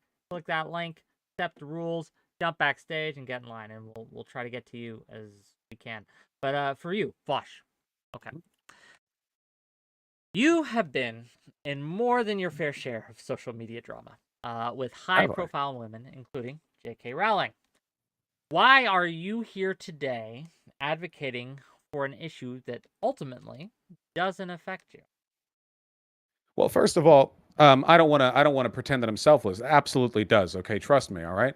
I enjoy a lifestyle of casual sin, and I'm very very happy to have birth control be accessible to the people I engage with. That's one. For two, worth pointing out that like even outside the obvious thing, where like the ability to engage in reproductive and contraceptive freedom has helped women a lot over the past 50 years. That's obvious. But additionally, I am so one of my big like founding moral principles is consent. Right? I mean, it's consent and harm.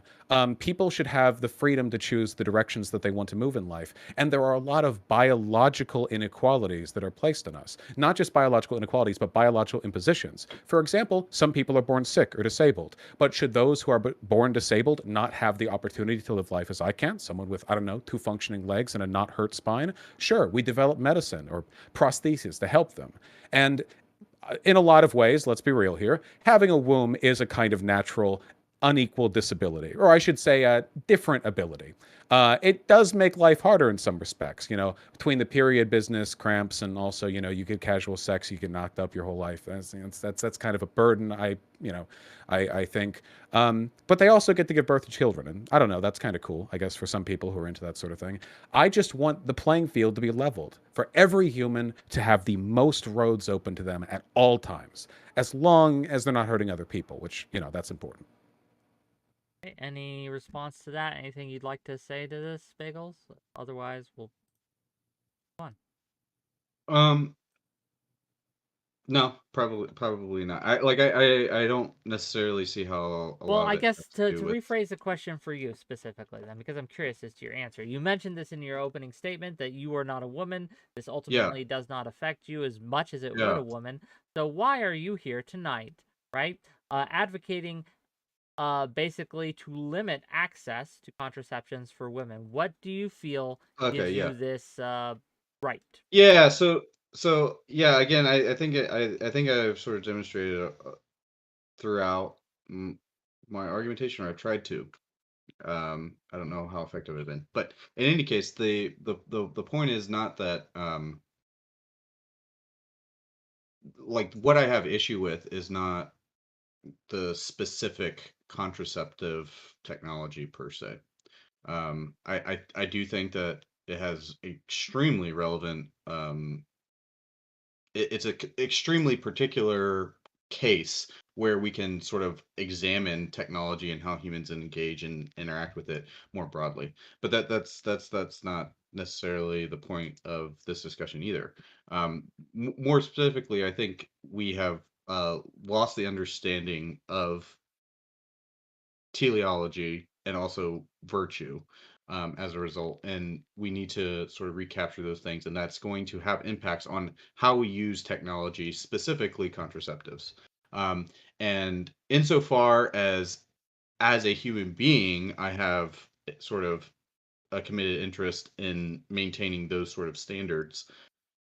I think I have something to say. But as I mentioned in my first or my opening remarks, um, there's something about having some sort of existential intimacy or acquaintanceship with the technology itself that perhaps would give you a perspective that would more clearly see the moral issues that we've talked about in a way that I just simply cannot.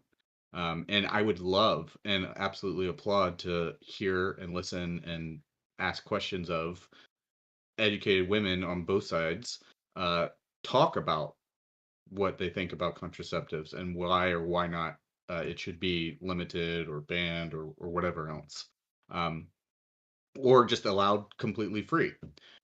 So you know, totally open, and so the reason I'm here ultimately is because my friend Eucharist recommended me because to you. But I by no means am trying to speak from a place of authority.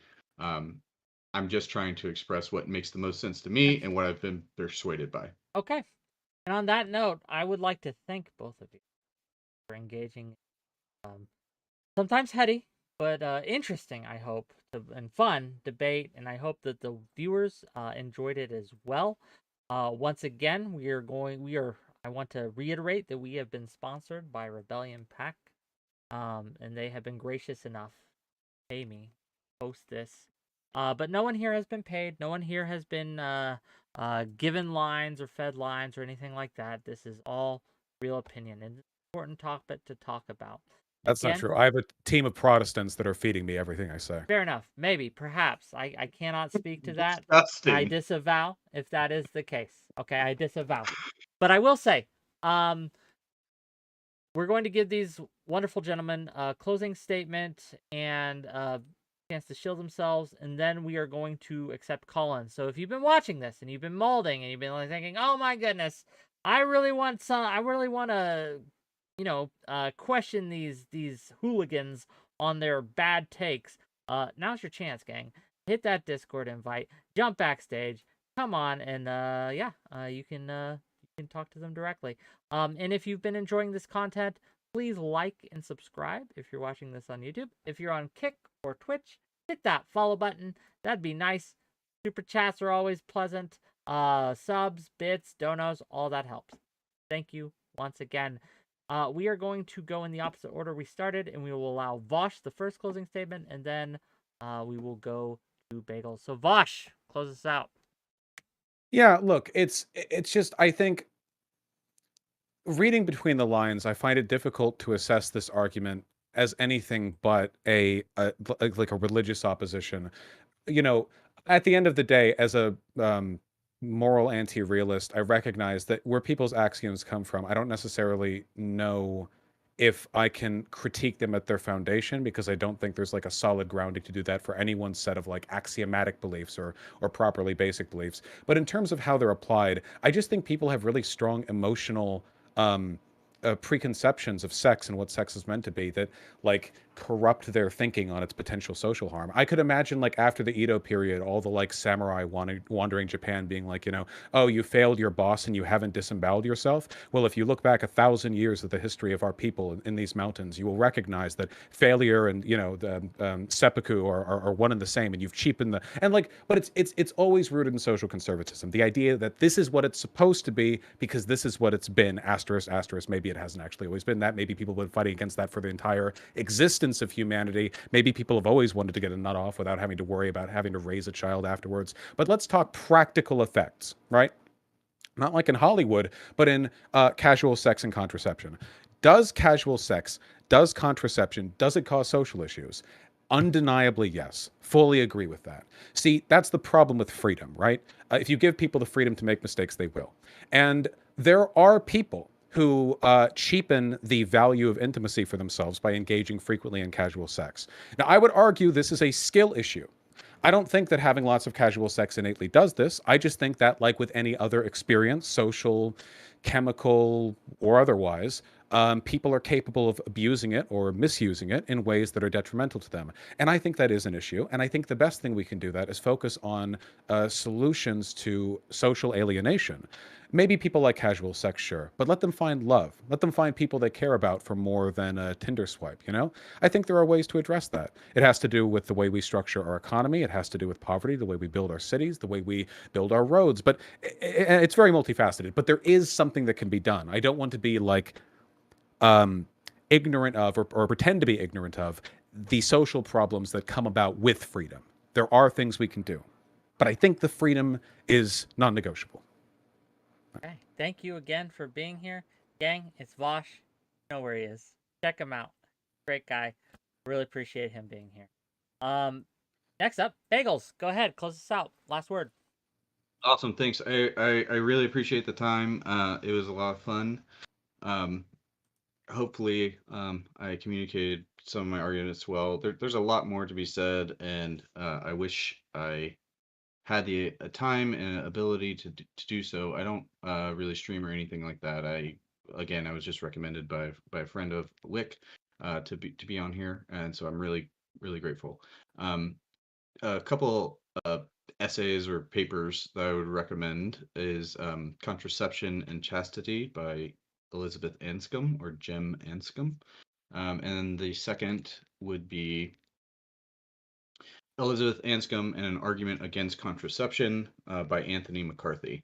And if you look both of those up, if you're just interested in learning more about sort of the perspective that I was representing, that would be the place to go. Just to sort of summarize my position, I would just restate one of the most important ways we are able to arrive at moral judgments is through understanding what the object of our analysis is. In so doing, we consider what the ideal or perfect instantiation of the object would be, and then its function and how well or poorly it attains to that perfection. Those qualities which we identify as useful and effective at drawing a thing in unity with its perfection we identify as virtues or excellencies. We can apply such analysis to everything in reality, including sexuality. Thus we can come to understand what sex is both in particular actuality and abstract perfection. Then we can turn our minds to sussing out what constitutes what is good and bad with respect to sexuality. In so doing, we identify various qualities or virtues that serve as guideposts to our moral judgments about both particular and general cases. In the case of sexuality, one virtue of foremost importance is that of chastity. Just as courage is the foremost virtue of whose topic is danger or difficulty, so is chastity the foremost virtue of sexuality. We live in a culture, especially in the West, where considerations of teleology and thereby virtue is increasingly absent. We no longer have an understanding of what things are or are for, and thus cannot rationally explain why they are good or bad or what is good or bad about them. As a result, our discussions about all moral topics, including sexuality and by extension contraception, are impoverished. However, with a proper understanding of sexuality and willingness to follow where the virtue of chastity leads, I think we will find that contraception, insofar as it instills a culture of contraception and more broadly a culture of death, renders sexuality unintelligible, incoherent, and banal. Ultimately, this leads to broad societal harms as a detriment to human happiness. As such, I believe that our use of contraceptives should be reimagined and limited in important and practical ways. And I would last like to shout out a couple people. Eucharist, the boys over in the Discord, the Crimsons, Gonda, Merles, Auntie, Galf, Gus, Palms, Mirror, all those guys. Love you guys, miss y'all. I've been blessed with a lot of great friends online and Discord, and I'm sort of new to this sort of space, so I'm really enjoying getting to know people. If you want to talk further, feel free to Very well. maybe reach out. Yeah, Okay. gang. Check them out, gang. Again, if you've been watching this and you want in on this, talk to us, get in line. There's already a line, so the sooner you get in, more likely we'll get to you. We'll try to get to all the callers. Don't know if we will. No promises. Depend on how concise and everyone is. But as you have seen from today, conciseness is not one of our virtues. It is one of our vices. So we will start with the first person that I noticed enter. Here we go. Hello, you are live.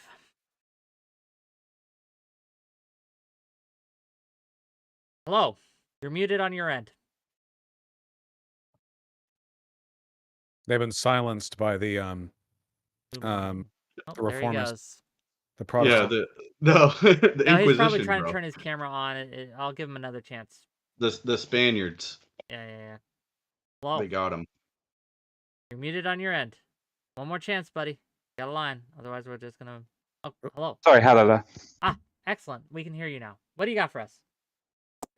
So hopefully I'd like to ask Bengals a question. If you're in a partnership as a marriage and one of your partners has a STD or an STI, would you permit them to be able to wear any sort of form of contraception to make sure that they do not pass it on to each other, especially if it's something like a HIV case or something like that? Would it be good to wear contraception at that point?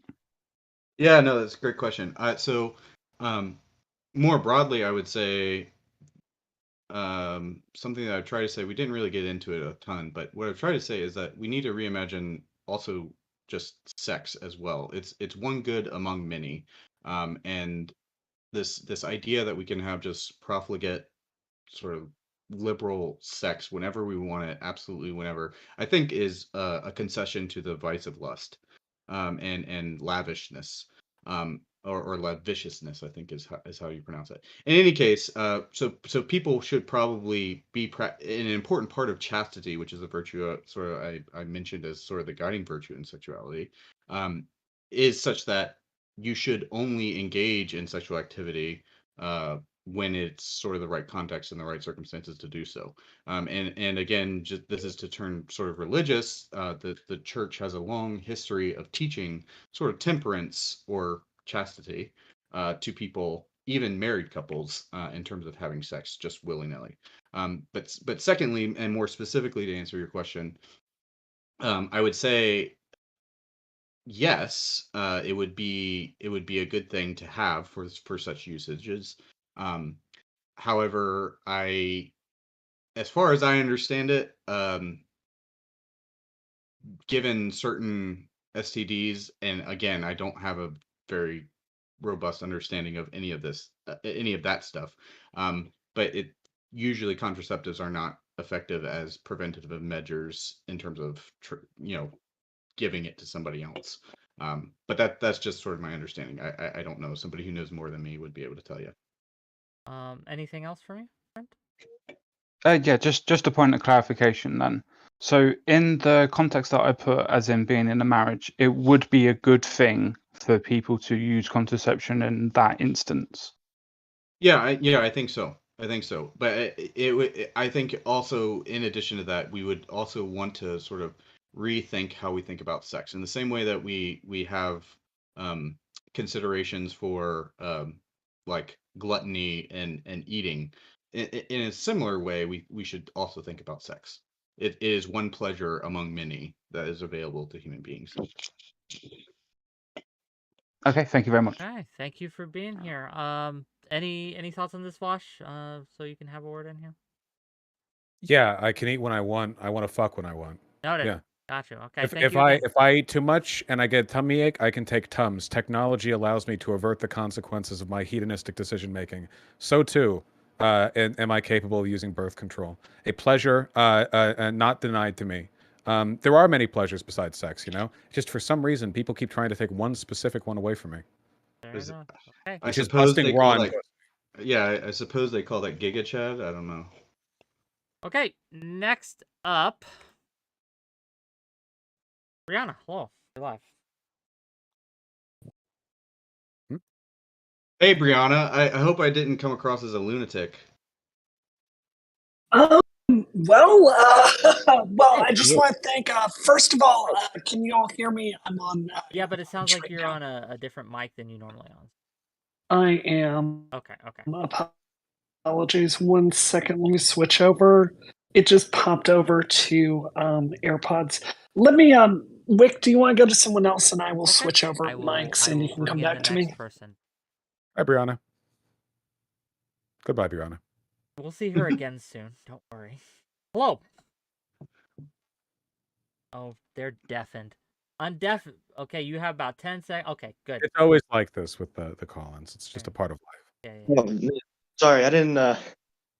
I got kind of flung on here a bit suddenly. Yeah, you're live. I'm gonna to those of you waiting in the backstage, be ready. I'm gonna pull you up willy-nilly as I want. So go ahead. All right. Ask your question. All right. Well, this question goes out to Bagels.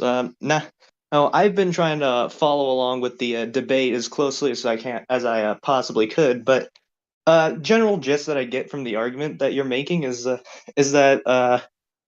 let me get just a moment. Sorry, I'm a little nervous. So good. But basically, what I'm getting at with you is you generally think that contraception should be limited sorry,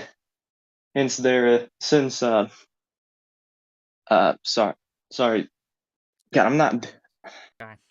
I No, it's am not. okay. easy, Relax. easy, Just man. deep breaths. Sorry. Hey, Deep breaths. It's okay. Yeah, It's okay. take a breath, take your time. I'm not anybody. None of these people are really anybody, so it's not a big deal. You're just chilling. Yeah, my bad. Anyhow, basically, what I'm getting at with your argument is that you generally think that contraception should be limited due to the fact that it in some way interferes with like some natural or some natural like Mhm. process. Is that correct? Is that Kind of. Okay. I'm reticent to accept that wholesale, but yes, for the purposes of your question, yeah, I'm willing to accept it. Go ahead. Yeah. The issue that I take with that is that in terms of like what's natural and what's not natural, you can't really like tell what's good or what is good or what is bad based off what is natural or unnatural. Like me, for instance, I don't have my camera on, but I got like a pair of like thick frame Buddy Holly glasses sitting on top of my head because I can't really see all that well due to due to me biologically not being able to see well. I worded that like shit, but point stands. And but due to nature, I can't really see all that well. Thereby, I need something to help me see that well. Likewise, not everything that's natural is something that's necessarily good. A tornado is a natural occurrence, though I don't think you and I would necessarily agree that it's good per se. Yeah. Is there a question here? Yeah.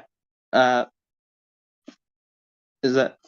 I think the question I was asking is that with that, if we are in agreement with that, then what would make like contra then what would make something like I don't know contraception some type of exception to the rule? Yeah. Yeah, essentially more or less what I'm getting at.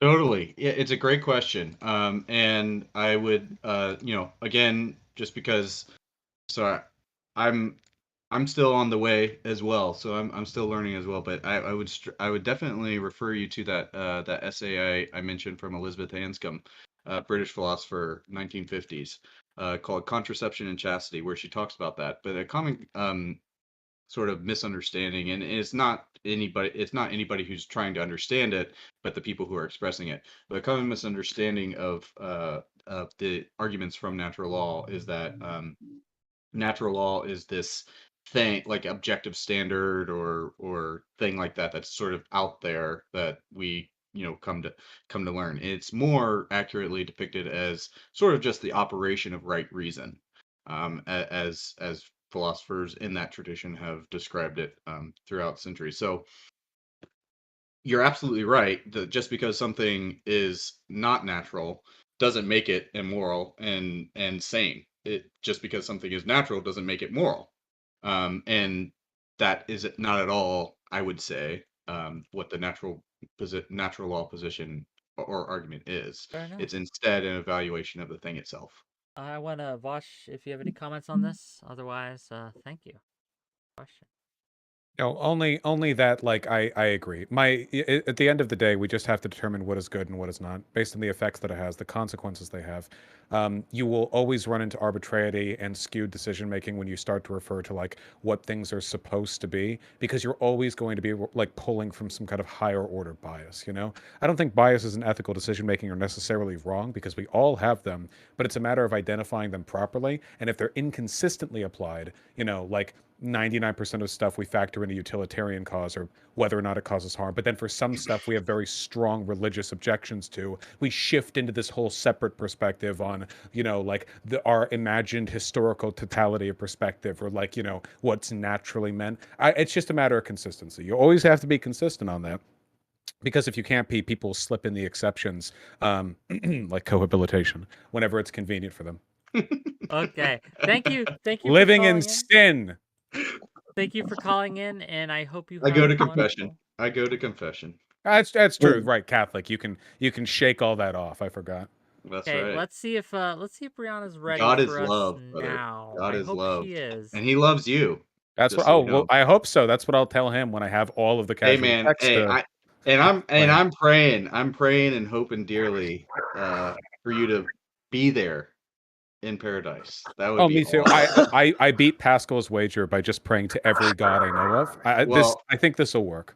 Well, there's one true God, and I'm definitely praying to Him specifically for you, Vaush. I promise. Okay. Much appreciated. Oh boy. Wonderful. Oh boy. Bree, can you hear us? I can. Apologies, I'm not on my normal mic. I'm traveling this week. I'm in Netroots Nation, but I got to tell you, I tuned into the whole thing. This was just a great debate. I wanted to put a fact check out there, and then Vaush, I have a question for you, actually. So the fact check I want to put out there is, Bagel, respectfully, you don't speak for all Catholics. The organization that I am working with, Americans for Contraception, if you look at who's actually spearheading this, it's a lot of Catholics that take theology very seriously and have come to a very different conclusion than you do, sir. So I just want to say, you don't speak for all Catholics. There are people out there that are a lot more serious about policy than I think you've shown tonight, that are thinking about this and do take this seriously. Vaush, my question for you is, you tried to nail... That's right. Vaush, you tried to nail him down on specifics of the policy he is advocating. Wick tried for 2 hours to get him to live in reality instead of this Dungeons and Dragons nonsense. And what we're fundamentally talking about here is a policy. Sure, where women are not going to have access to abortion because Roe versus Wade has been dissolved, the right to that, right? Women in his policy reality are not going to have access to birth control without access, like a note from a doctor, right? What do we do with people like this that don't understand the pain that they're causing in women's lives, Vaush? I mean, do we try to reason with them? Do we just go, do we hand them a mic like we've done tonight and just show people what they believe and how poorly reasoned it is? Do we just outwork them at the poll? What is the answer here? Because this was maddening to listen to. Well, I think in this case specifically, we have to nail a list of grievances to a church door and cause another schism, thus weakening their proportional power. I like the serious question, honestly, apart from to note, by the way, that Bagel, I've enjoyed the conversation very much, and I appreciate you coming on, is that I don't think, I think that this is one of those unretractable advancements. I think that too many people benefit too much from contraception for there ever to be a social shift away from it. It's so convenient for so many people. And I think for that reason, the interesting questions aren't about contraception itself, though certainly that's a front that has to be fought on, but what leads people to be interested in that, I mean, I opened initially by talking about the broader right agenda, barefoot and pregnant, people being afraid of black women taking white, or black men taking white women, whatever. There's a lot that goes into it, but I think those causes, or the things that supplement the anti-contraception stuff, feed into so many other political issues that it's almost like a lightning rod in a way. So I think it has to be engaged with, and I think that it has to be study's not the right word, understood, if for no other reason than because it's indicative of so many other interesting things. Answer your question? Yeah, Beautiful. it does. And yeah, Vaush, I just want to thank you for coming tonight and arguing. It was a real pleasure to see you work, sir. Oh, I was just here to see Bagel, of course. I wouldn't have showed up if I knew that he hadn't been here. Unironically true. Brianna, thank you again. And I hope you have safe travels and wonderful rest of the Bye. Of course. Thank you. Do you mind if I Where's she traveling to anyway? have a brief comment, since you've given one to Vaush for my questions? Yeah, have a brief comment, please. What should Yeah, we yeah, do yeah. with you? What should be done with Bagel? Yeah. So I would distance myself from what Vaush is characterized as, was it barefoot and pregnant in the kitchen or something like that. That's certainly not sort of the sort of Catholicism I represent. I also wouldn't say that I'm representative of Catholicism at all. I'm certainly not, and I hope nobody has gotten the impression that I am.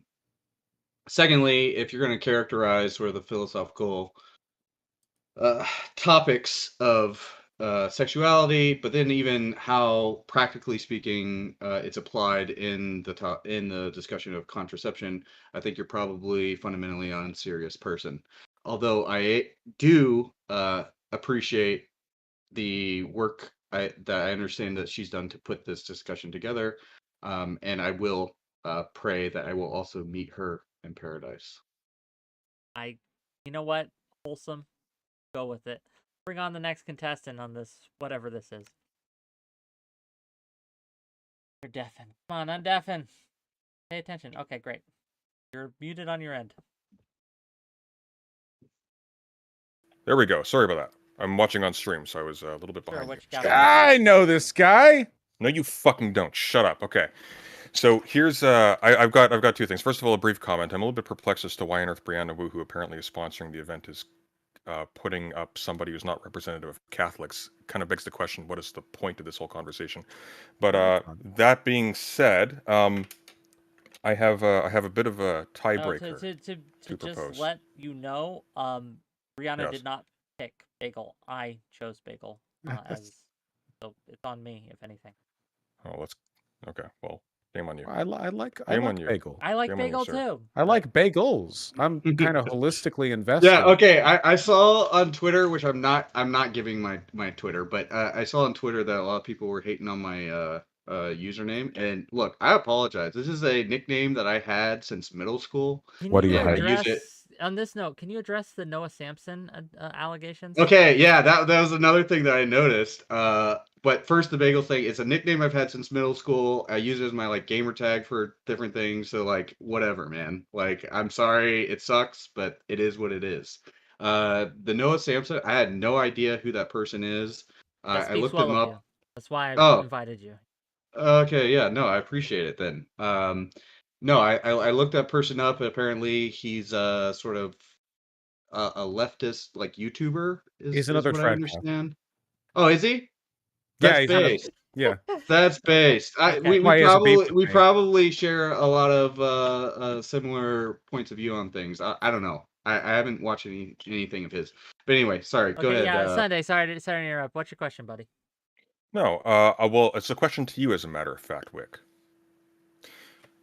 I propose a tiebreaker. Tiebreaker. Provided a tiebreaker, of course. Bagel has had Vaush on the back feet this entire conversation, but stalwart knight for justice that he is, he's been. Love you too, President Sunday. Yeah. Well, my proposal is very simple. In the event that your chat provides you with, let's say, a modest additional total of $50 in super chats, I propose that whoever manages to successfully draw an anatomical representation of female genitalia on Bagel's side and a male horse genitalia on Vaush's side should be given the victory in this. This is unwinnable debate. From his perspective. This is not. I've seen so I much like your confidence. I like your confidence, but I'm not so sure. I'm already. I done. don't know. Already done. I can't show it on stream, but I'm already done. Counter proposal for the All right. to put on the table. because Okay. this is something people have paid a lot of money for me in the past, and then so I'm hoping that they will do again. Given that both parties consent, if we receive $50, perhaps we could have a tiebreaker in the form of a dance-off. Oh, dude, you don't want that. I was a semi-professional dancer. Whoa! Back in the Hold day. on, For wait. real? Go back to So, the no. horsecock thing.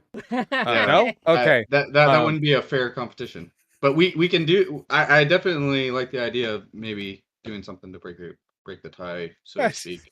Yeah, just I'm not you sure it all- was a tie, but whatever. You all have my handles. Okay, very serious question before I go.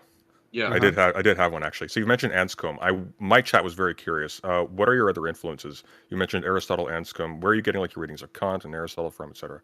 Yeah. So I mean, so I'm studying philosophy in pursuit of a PhD. And my long-term goal is to teach. Just because I'm so thankful to all the teachers I've had in my life, it's such a profound gift. Really appreciate teachers. But in any case, I would say St. Thomas, that is Aquinas, and St. Augustine are also two huge influences. I mean, in terms of my readings of Kant, I am very critical of Kant, as you can imagine, with those other influences I mentioned. But I definitely appreciate him, and interestingly enough, he was also against contraception. But in any case, I'm actually not aware of that. Where is that? yeah. So Where is he against contraception? in the paper that I referenced earlier from Dr. McCarthy, Elizabeth Anscombe, an argument against contraception. Hey, let me see. Pull it up 1 second. How about you give him this No, source? looks like he's correct. I didn't know that. That's interesting. Well, The metaphysics of learn something new every day. morals. The metaphysics of morals. He cites particularly the argument that is used in Crimes against nature. Yeah. Okay. Yeah. Okay. Well, thank you. Ciao. Sunday, I will see you Tuesday after you have through a shameful display, right? Oh, Hey, the only reason what I did, after watching what I did to Andrew Wilson, you don't want any to smoke. I understand. I get it.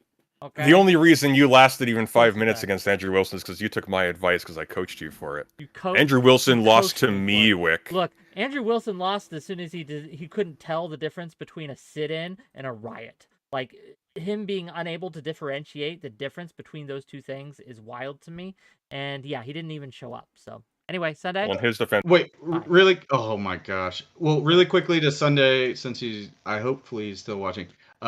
Two other contemporary influences that he should read if he hasn't is Alistair McIntyre and David Bentley Hart.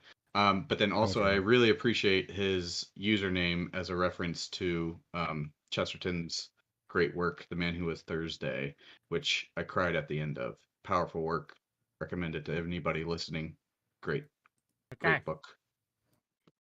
Gang, check it out. Tempered Takes, you're live. All right, can y'all hear me? I got time for let's say one or two more, but after that I got to bounce. I understand. So we'll do this one, and then one more lucky contestant in the room of random chance. Go ahead, Tempest. You can hear me all right? Yeah. Okay, so a little bit of a weird perspective on this. So I noticed that everyone generally refers to the women who will be victimized by these kinds of policies, by not having access to contraception, by not having access to abortion. But I rarely hear them talk about the men who will be victimized by these policies. Because if women do not have access to contraception, if they don't have access to abortion, it's not going to be a majority, I will grant. But there are going to be a lot of women who are going to get a lot nastier with pushy men not having those protections to keep themselves from becoming pregnant, which means some dude's going to get hurt. Well, I'm just totally self-interested. All I'm saying is, listen, okay, I've slept with dozens of women. Could I have convinced dozens of women to sleep with me if they could have gotten pregnant from it like that? I don't know, man. I feel like just purely self-interested. I feel like this is a numbers game, and contraception helps me out. Also, I don't want them to hit me, ideally. While I have not slept with dozens of women, It's okay. Most of them were not even. I think this is a great question insofar as I would also be against contraception with respect to men. So like I said, my position is an equal opportunity position. The way I think about it again is in relation to the answer that I gave to the second question, I think it was, or maybe it was the first. Either way, people should reevaluate what they understand sex to be. Insofar as people are just having sex willy nilly, I don't see how it's on a sort of serious and self assessing serious moral analysis how just profligate sex is sort of any better than just eating McDonald's every single day. There's a right sort of reason that is associated with sex that is intimately connected with its purposes. And so being able to control one's desires, control one's drives on a physical level, I think is fundamentally a good thing, and it contributes to both personal happiness as well as the common good. So, curiosity, do you accept that there are sexual predators out there who will take advantage of pretty much anybody and force anybody to get sex? Yeah, absolutely, and it's a tragic, horrific thing. And I've shed tears over friends who have experienced those sorts of things. So it's absolutely serious and it's absolutely horrific. But some sort of a bad doesn't justify a further bad. And so that would be sort of my position.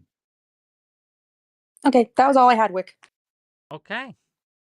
Give me a second. Someone DM me and I answered, so it put me on the thing. Okay, one last person. Oh.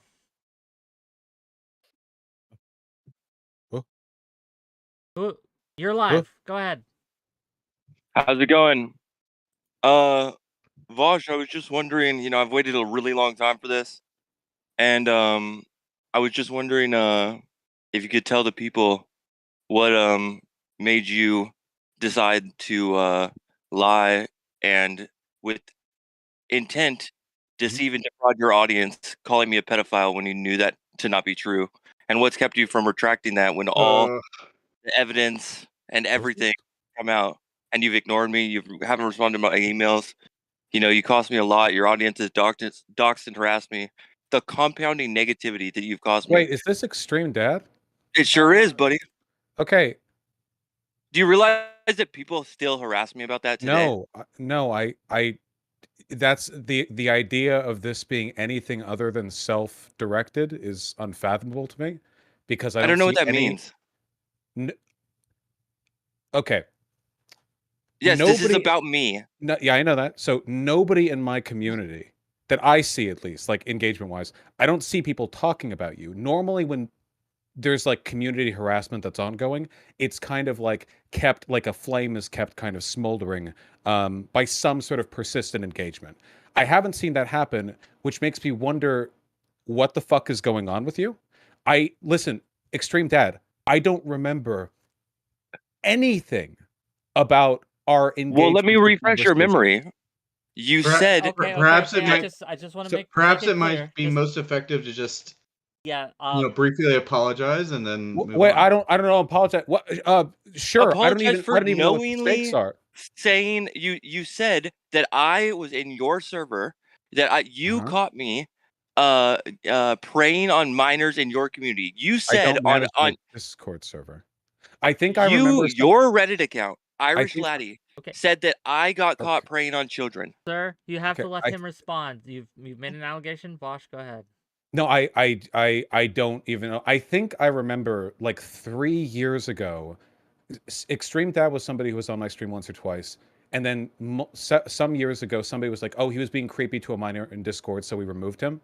And then later someone was like, oh, what happened to Extreme Dad? And I was like, oh, that happened to Extreme Dad.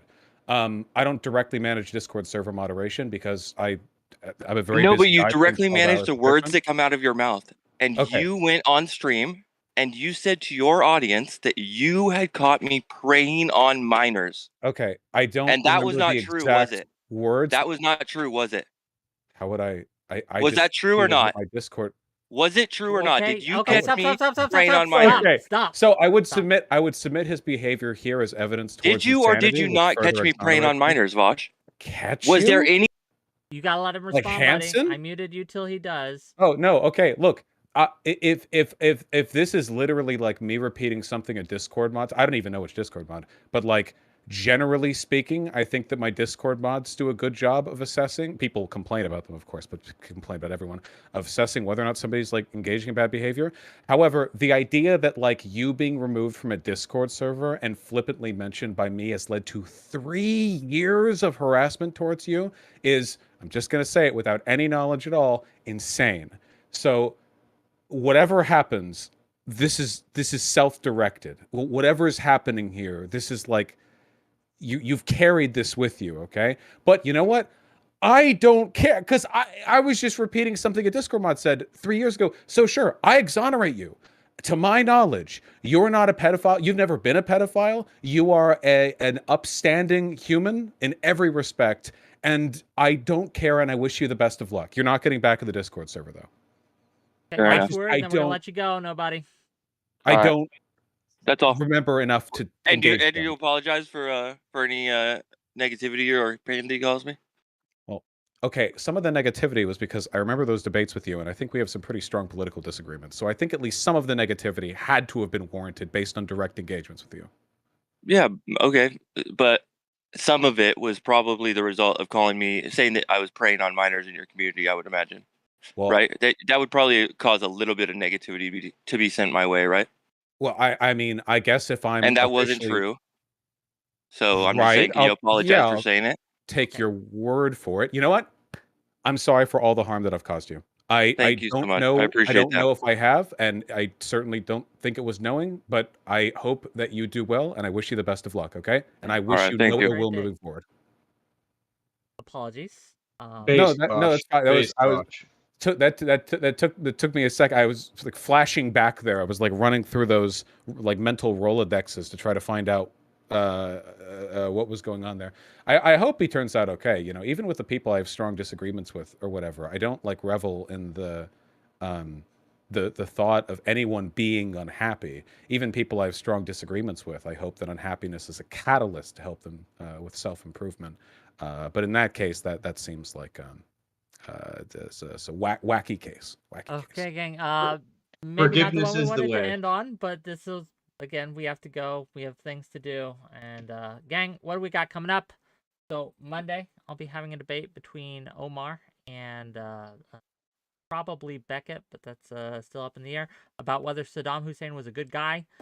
Tuesday, I will be debating with President Sunday as to the efficacy of political violence. And yeah, that's what we got on the docket so far. Tune in, gang. Tune in. But for now, I bid thee all. I had a lot of fun. Thank you for having me on. Bagel, thank you very much for the conversation. I enjoyed it quite a lot. Same to you both. I really appreciate it. Take care, everyone.